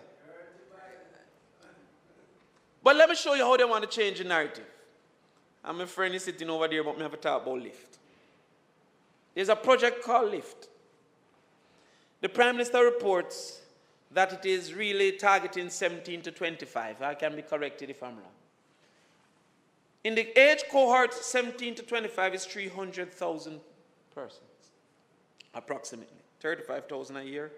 So, sorry, approximately 300,000. The Prime Minister says they're currently satisfying 506 persons. Senator Bunting, it would take 600 years for them to satisfy the 300,000 in the cohort. But maybe not all of them will want to do it 50%. It will take 300 years. 25% take 150 years. So when you come here and say, oh, we have this program, and it's gone, you just make the youth them start to look bad. People start to say, oh, you're still there, so you're worthless, because the most it can go is 500 at a time. That's what the budget has indicated. And how do you choose 500 from 300,000? Even the MPs are running away from it because they're getting quadruple, quintuple, 50 times the request. Is it a good concept? Of course, but it's an immaterial implementation. It needs a budget 10 times what is there. but you want to say you do something. It reminds me of this back-to-school thing when you give people $2,000 for a $30,000 book list. But in Canada, you never do nothing for you. This needs to be expanded. But if you're not changing the nation, you're changing the narrative. And so therefore they come with that.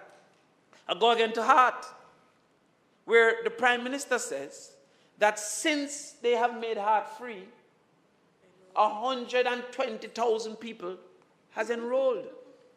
Now when you hear that, Senator Binns, I got excited because if since he had made it free last year, 120,000 people enrolled, that must be in addition to when it was not free. I then read the reports. Went a little deeper. The 120 is the total that went to Heart that year. Okay. It was only 17,000 more than the year when it wasn't free. And every single year, Heart has increased. In 2019, 23,000 more than 2018. In 2020, 20,000 more than 2019. In 2021, COVID, it went down by 39,000. In 2022, 10,000 more.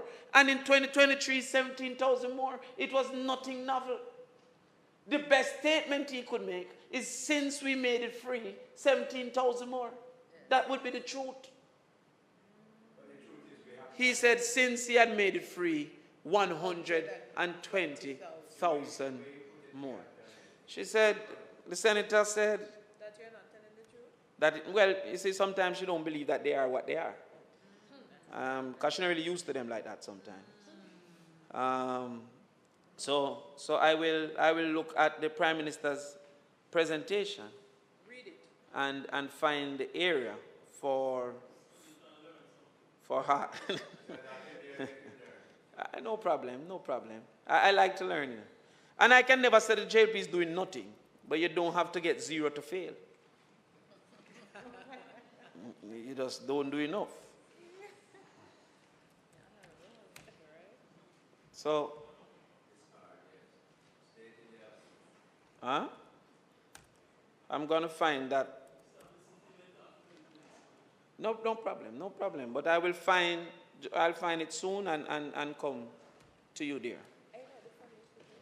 So when the Prime Minister says that, since it has been done, we are at this particular level, it is something that one has to consider, and it is unfortunate that it was done in that way.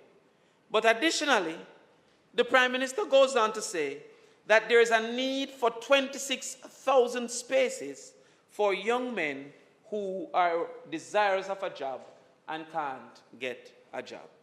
And in response to that, the Prime Minister says that he is going to do a program of seeking to attract those young persons. That program is to target 30 persons from 60 constituencies. So the Prime Minister says that there's a need for 26,000 persons. And his total target is 1,890. The total target, Senator Bunting, is 7% of what he says we need. Remember, every year another cohort is coming in. The cohort coming in of almost 2,300 is more than their training. Now, if you're training 1,890, is this only for 1 year? Because the proper intent must be to carry them to full skill. 2 year, 3 year, 4 year. So if it is 2 year, 3 year, 4 year, then this is a drop in the bucket. But it is being announced in a grand form to make the rest of us look at the other 22,000 and say, why you haven't taken up this initiative? When the only thing an MP can get from South Manchester is 30. Don't worry about that. Continue. The only thing an MP can get, I would say Central, but 30 can't save Central, you know. That 4 love. Hot. No, yeah. As a Crawford, we don't like it. But can you look into the reality and realize that they aren't seeking to change a nation? They are seeking to change a narrative that if you don't look at the numbers, you then say the youth are worthless. Why them don't take up the 500 spaces out of 300,000 for lift? Why they don't take up the 1,000 spaces out of 26,000 for the whatever he calls that? And then,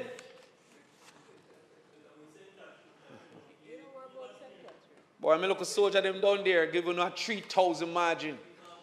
There was one seat in Northwest St. Catherine, we call the candidate from the JLP, we call him Cashpot.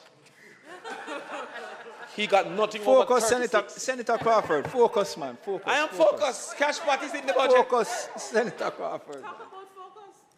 No, don't forget that the Minister of Finance came here boasting that they have received much more revenue from gambling. Yeah. Mm-hmm. What type of a society are we building? And I don't even hear the church coming. The sin taxes should be used to change the sin. Right. Not to be used as a buttress. Right. And any principal will tell you gambling is a problem in schools now. It is a real problem. Major problem. A real problem. Symbol of hopelessness. So the last one I'd like to speak to about simply changing the narrative instead of the nation is the much trumpeted housing program. The housing program, social housing program.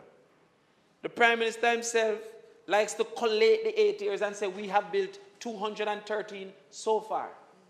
Over 8 years, they have averaged 25 per year. In the budget, coming from the TF, it is said, it looks like they're going to about 30 this year. The Prime Minister himself, Senator Gale, said we need 6,000 of these social houses. At 25 per year, it will take 240 years. The only thing that hope comes into that is you hope the next man not here. But there is no way that this can be a legitimate proposal as a program. And to be comparing it to Operation Pride that gave thousands access. To compare it to Portmore that gave thousands access. To compare it to NHT that gave thousands access, and land lease that gave thousands access. 25 per year. So when I hear them over that side say that they care, I cringe. Because if this is care, I don't want to see what uncare is. The facts that face us is that this budget was an effort to change a narrative after the backsliding they received on the 26th of February. But the people will recognize and realize that what is here cannot change their lives. And the only red card that will be given is whenever this government chooses to call a general election. Thank you, Mr. President. Thank you, Senator Crawford. To bring it to a close, and so we can, yes.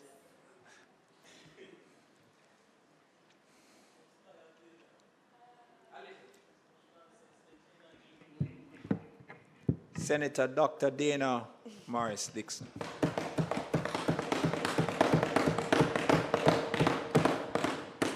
Thank you very much, Mr. President. And this is my first time contributing to this type of debate. And it's an honor, but it's also a bit sad. Because I know when I was growing up, I would watch the Senate or look at what was going on in the Senate. And I always thought that the level of the conversation was at a very high level, and that the debates were really very substantive and really based in facts. Sure. And so I was a little bit disappointed in terms of some of what I have heard so far, because we can debate, and debate vigorously, but then we don't need to be mean-spirited, and we don't need to have data that is not correct.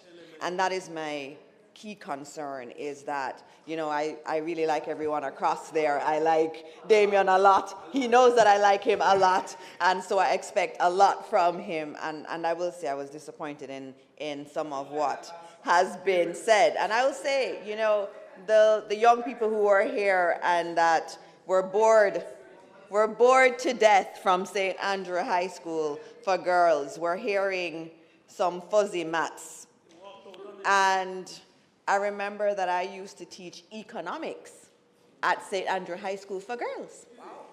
When CAPE was introduced, I was the first teacher there to teach economics to St. Andrew High School for girls. And my students did very well in economics. We got first and third in the island my first year teaching them. And so I know that they who were up there that did economics would know that what you were saying was not correct, and it did not sound like sound economic facts. And so I'm going to go through some of it. And it's sad that I do have to do this, because I remember when I was there teaching, I was teaching in 2001 and 2002, and at that time, I had to be talking about growth in a very conceptual manner, because we didn't know what growth was in Jamaica. Sustained growth was not a thing. And so when I would teach them, I would be saying, if we had growth in Jamaica, this is what it would look like. And this is what sound economic policies can look like. And I am glad that I'm a part of an administration that has been able to implement economic policies that we have only dreamed of for years and years and years. And so these young ladies who are here today listening to us, they're listening in a different context than when I was able to teach at their school. When I was there, growth was a dream. Now growth is a reality. And it's a reality year after year after year, quarter after quarter. We see it over and over again. And it's because of the good policies of the administration. And then when we talk about some of the things that I heard about the tax collection numbers and so on, and the maths just wasn't mathing for me when I saw some of the charts that were used, and even what was discussed today. It is very clear that we need to do more work generally in our country in terms of teaching financial literacy and management, because then we wouldn't be saying some of the things that we say. Now, a growing economy inevitably leads to greater tax collection, as people who weren't employed before can finally pay taxes, and businesses who have grown from small to large are earning more and therefore filing more taxes. When you have a small company that goes from a $2 million profit, for example, to $20 million profit, yes, their taxes, in terms of the amount they pay, will go up, but it also means that there's more income in their pockets, in their families' pockets. And of course, they have employed more people, so more people are going to be paying taxes, and people who were previously employed, who were unemployed, will now be employed. No, it is not theory. It is not theory. It is not theory. And the reality is that many of us... Minister, just hold a second for me, please. Senator Fraser Binns, come on, man. You have been here for many, many years. And I know you know better than that. So you get your opportunity. So be calm. You will get your opportunity, please. But you are distracted. I cannot hear the speaker. Please. Yeah, I'm coming.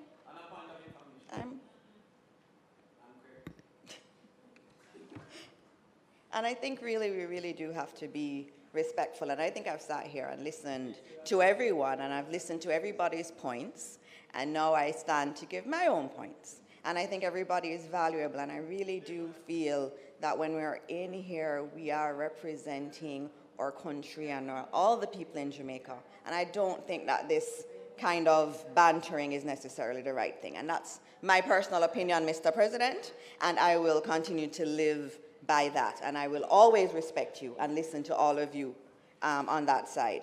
Now, the reality is that we have seen increases in tax collection. That is inevitable when you have a growing economy. And it's a good thing that we have a growing economy. The question now is, when you have the increased tax collection, what do you do with it? And that's where I would want the debate to be going.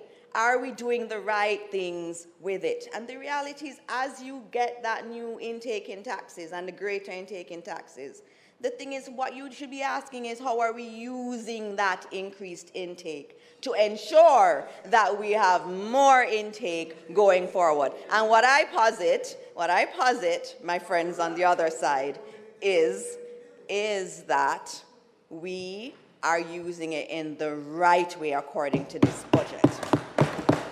And I can tell you, we're always going to disagree on this. We're always going to have differences of opinion in terms of how to use money. The reality is, I'm proud because we finally have some money that we can debate about in terms of how we use it. We never used to be able to do that, and so I see this as a good position to be in.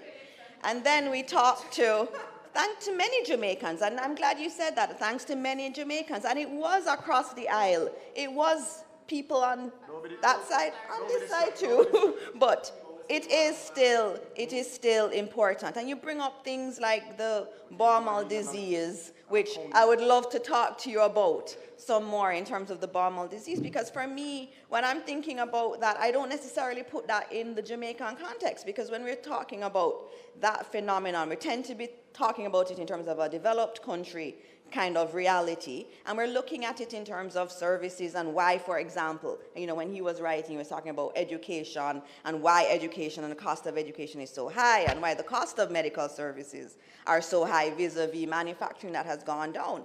But I think in a Jamaican context, really when we're talking about productivity, what we should be talking about is more on the total factor productivity line, about what it is, what are the different elements that lead to productivity. So I was glad you brought up economic theory, and I like us having debates about that. And that's the kind of debate I want us to be having, where I say, yes, you brought up Balmal disease, and it is, in fact, a phenomenon that has been seen. But the question is, does it matter in the Jamaican context, and is that the right way to be looking at it? And I would posit that the real things to be looking at in terms of productivity in our context is more in relation to investment in capital and also technology, in terms of those factors leading to greater productivity going forward. Some of those link into my own portfolio, and I'll come back to, obviously, technology, because I believe that when we are looking at our country and looking at productivity, some of those things, exactly, it does. And so over time, as we see incomes rise, I think that we can have the debate about Balmal disease a bit more. But I think in terms of where the Jamaican economy is, we can have a different conversation for now. You and I can have a conversation on that. But as I said, that's the kind of debate I think that is useful for our people, where we're debating on substance, we're using the education that we got, that many didn't get at the University of the West Indies, and using economic theory to really think through what's the future for our country and what our policies should look like. And so I stand here in my first presentation on the Appropriation Bill, really hoping that as we go forward, this is the kind of debate that we can have, and we can actually stick to the actual bill. Having said that, Mr. President, I will speak a little bit about digital transformation, which goes back to some of the issues in terms of technology and how we use technology and how technology can lead to productivity. And I think we're all agreeing that if we're to get the kind of growth that we want, given the position that we are in, productivity is going to have to be a critical component. And we believe that technology is one area that will allow us to have increased productivity going forward. And in this budget, in the appropriation bill and the allocations, especially to OPM and also to the Ministry of Science, Energy, Transportation now, there are a lot of things in here that relate to digital transformation. And I think all of these things will be able to help us to start addressing the productivity issues. It's not, these issues have not been there just overnight. They've been there for a long time, and it will take a while to address it. Now, digital transformation must be a steadfast pursuit in our national development mission. And I was pleased that the Prime Minister used his presentation to outline that vision and give some key updates. The Appropriation Bill contains provisions for the build-out of the digital public infrastructure to enable and support the development of this digital economy that we seek, that will be able to spur the kind of productivity gains that we want. In relation to NIDS, Mr. President, you would have seen also in the PM's presentation that the new national ID will be coming. There's a lot of capital expenditure that's provided for in the budget that relate to that, and that is going to be fundamental. And NIDS is not just a digital ID. It is about making our lives more efficient in our interactions with government. In terms of the National ID project, the capital expenditure has been allocated in the budget for the procurement of the 8 enrollment sites, the first 8 of post offices. And these enrollment sites are located in Mobay, Black River, Maypen, Santa Cruz, Falmouth, St. Anne's Bay, Ocho Rios, and Mandeville. And those are the first 8. And there are many more to come. The NIDS regulations are ready and will be taken here for review within the first quarter of the new financial year. We've also established NERA, which is the National Identification and Registration Authority, which was appointed by the Governor General on the advice of the Prime Minister in consultation with the Leader of the Opposition. And this, again, signals the importance of this national ID that will drive a lot of efficiencies. I saw some videos on social media about how difficult it is to open a bank account. The new national ID will make that much easier to have KYC established, and that's a big deal for Jamaicans. So when we think of NIDS, we have to think about not the ID itself, but really what that will enable. And during this financial year, in the bill, so I'm talking about the bill, Mr. President, in this bill, we have the allocations to make this a reality. In terms of data protection, I have to say something very quickly on data protection, because data protection is critical as a part of any kind of digital transformation that we are doing. And the Data Protection Act was brought into force in November last year. And again, this is where the government listens. The private sector organization of Jamaica and the Jamaica Chamber of Commerce reached out and said our members were not ready to implement the Data Protection Act, and our government listened. We're always a listening government, and we gave a 6-month extension. Again, many of our MSMEs have come in recent months and said that they've had some challenges in terms of meeting the strong demands of the Data Protection Act. And again, we have listened. And in the Prime Minister's speech, which I will reiterate here, we specified that only certain entities would be required to register under the Data Protection Act. And these are the ministries, departments, and agencies of government. Notice, government is first. We're saying we have to be responsible and we have to abide by the data protection laws. High-risk sectors such as finance, health, tourism, and ICT services. Other businesses that conduct data processing on a large scale, and data controllers who are required to appoint a data protection officer as specified in the law. What that means is that we're trying to lessen the burden on our micro, small, and medium enterprises in terms of the implementation of this. Again, we are listening. In the area of skills, Mr. President, because I'm told that we really don't have much time usually to speak, and I will try to speak within that time. The skills area has led to a lot of, okay. Yeah, Damien went for an hour, but I won't go for an hour. I won't go for an hour. But I have to talk about skills, and there are a lot of things said about skills. And the skills part of the Prime Minister's speech have resonated quite a bit with our young people. And I want to say to my lovely colleague, Senator Crawford, that it is not just narrative, it is actually real. And we're doing more than just, we're doing more than just talking. We're actually doing things. And if we look at what has been presented on skills, it came out of the people. It came out of the conversations with people. Last year, HEART was indeed made free. But guess what? That doesn't help many of our young men and women who can't afford the bus fare, who can't afford to buy the uniforms that they need. Let's say you're in nursing, for example, or you're studying to be a chef, and you can't afford your uniform. We understood that, and we heard that by going out into the communities and asking our young people what they wanted. All of the initiatives that are in the budget this year in relation to skills emanated from our young people themselves. We listened to them, we went to them and we said, what do you want? What do you want us to do? And they said, this is what we want. And that's what we went and crafted. Could it be more? Yes, could always be more. And that's always a nice question. Could it be more? Yes, it could be more. And so let me talk through again, what are some of these and what it is that we're trying to achieve. The community action for rewarding engagement care is a central one. And this is an example of how we are putting the heart back into heart. And this is an initiative that I'm very proud of because this directly came from our young people. And the Trust will introduce targeted training interventions in all 63 constituencies across Jamaica.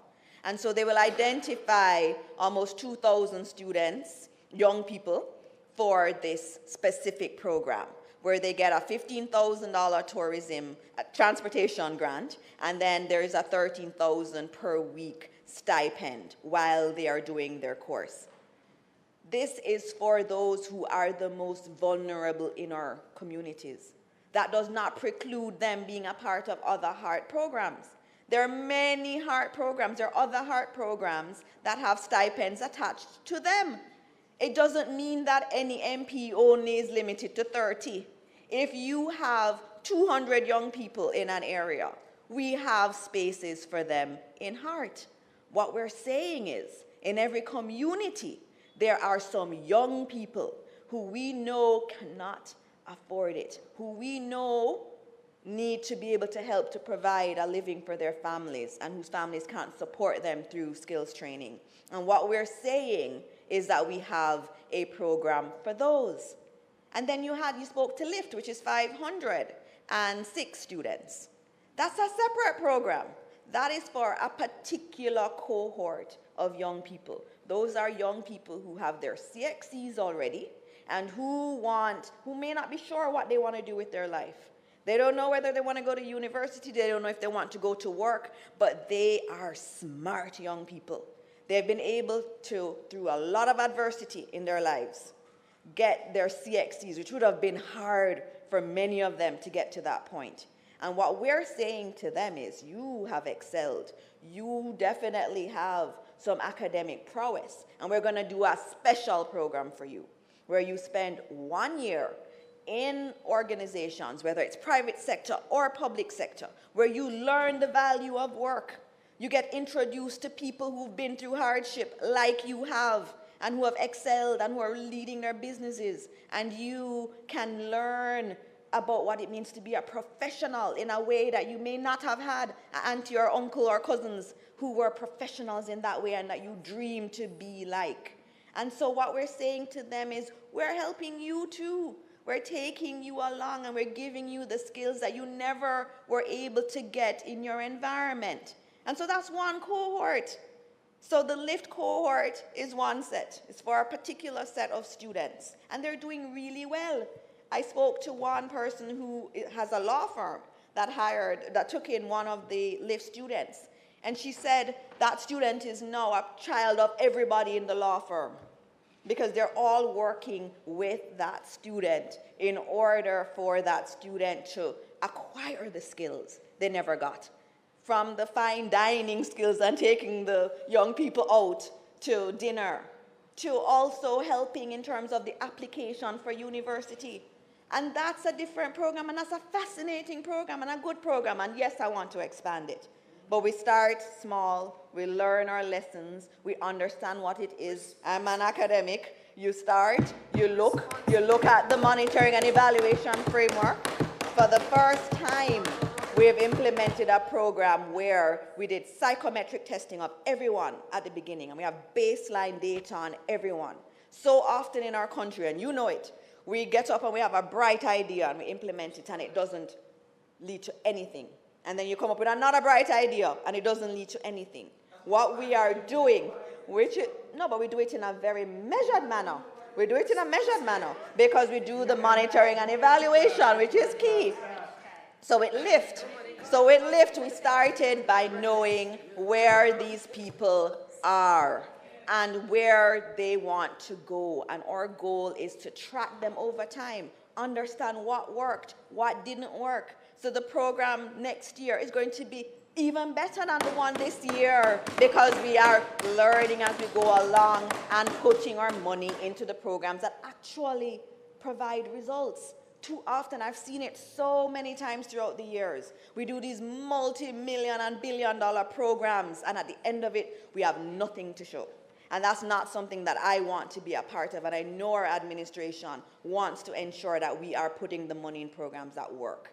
And so we start with them small. See if it's working. What's not working? Is this working? Is this the right approach? And then once we see it is working, then we can put more money in it. And I can tell you, with the LIFT students, we are monitoring that program to see what works, what doesn't work, so that it can be tweaked. So that's one element. And then when you talk about the care program is for you-know-who, those nice young men who I meet all the time when I go into communities that are sitting on the corner and I have these wonderful conversations with why you out here in the middle of the day and not at work. And then you hear the stories, and then I say, why aren't you at heart? And then they say to me, you know, I would really want to go get a skill, but, you know, I can't go over there. It's too far, and it's too much money, and what I want to do is not in my area. We hear it, and that's why we responded with this program. But then there are also 120-something other thousand children who also wanted to get training and have gone through the process and have applied at heart or in their programs, maybe have more family and community support.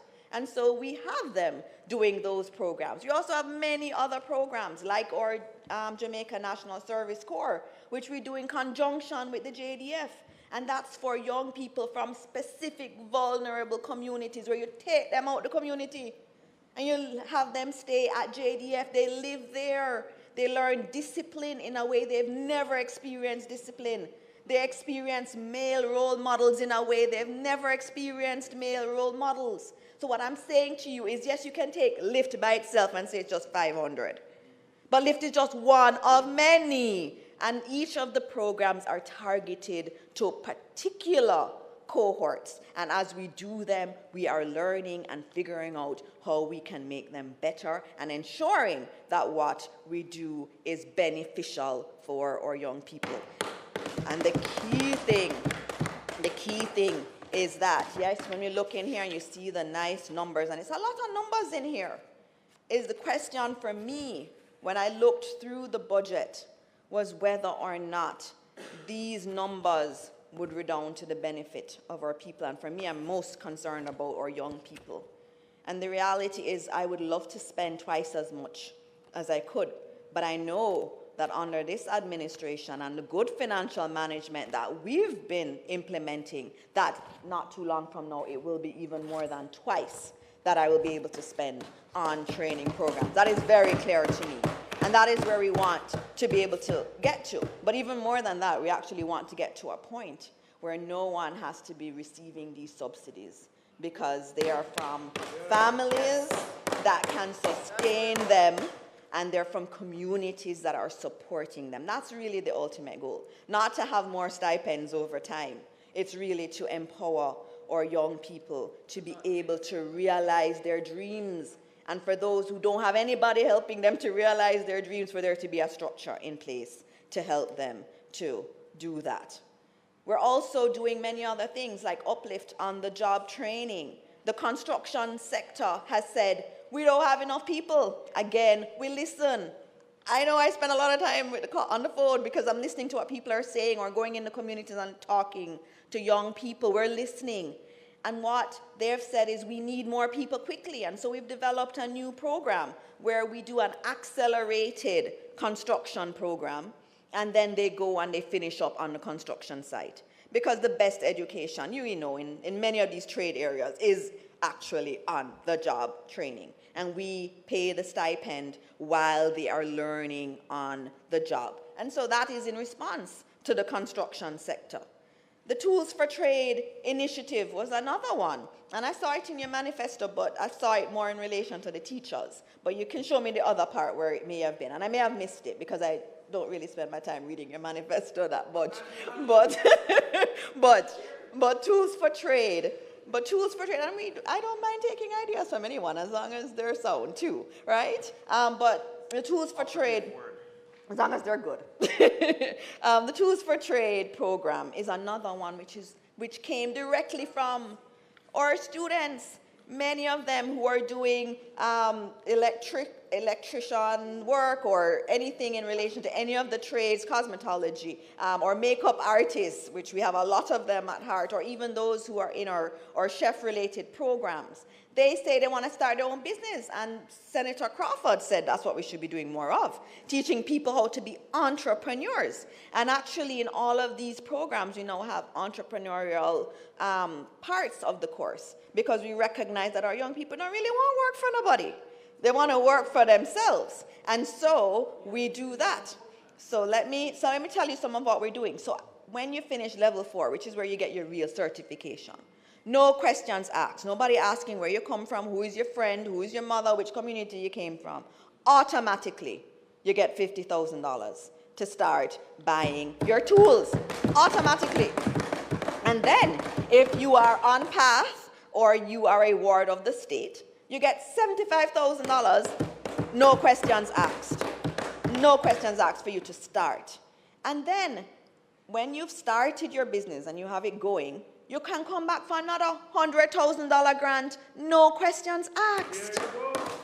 And then on top of that, it doesn't end there. On top of that, we have DBJ, which now has a loan facility for you if you want to expand the business. And they're looking at like really, really low single digits for these loans. And so the reality is that we're not just training people to go work for somebody. We're also training them and giving them the entrepreneurial support that they need so that they can become the bosses that they want to be. And that's what we're trying to do. Can we do more? I'd love to do more. And as the economy grows, we have more money to make these a reality. But why I'm so happy about these is because our young people asked for them, and we were able to deliver them. And we're only able to deliver them because the economy is doing well.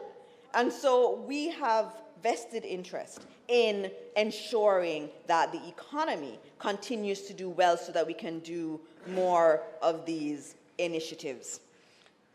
Mr. President, in concluding, and I keep within my time, we are a listening government. We keep our ears open to the people. We not only listen, but we also learn, and we learn quickly. We learn when the people tell us what they want and how they want it.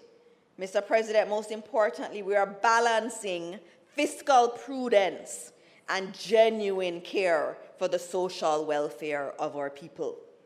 Mr. President, the people of Jamaica are watching us. They know, and you see it, they know that this budget is in fact their budget. They know that this budget is the people's budget. Mr. President, I support this bill, and I look forward to us continuing to work for the people of Jamaica. Thank you. Thank you very much. Thank you very much, Senator Marks. Morris Dixon. At this time, with discussion with all relevant parties, leader of government business, you were not in here at the moment. You are not in here at the moment. You had left your seat. And the deputy, well, at the time he would have been the acting leader. We had discussions as well as with our deputy clerk, and we're going to take a moment for refreshment for members as well as for the staff. So it's now 3:02, and we will adjourn. Yes, for about 20, suspend. For half an hour, we'll be back here at 3:30 to continue this debate. Pardon me? Yes. When we come back, we will be starting with a speaker from the opposition benches. All right? So we will have a suspension at this moment, and we'll be back at 3:30. Thank you very much. Yes.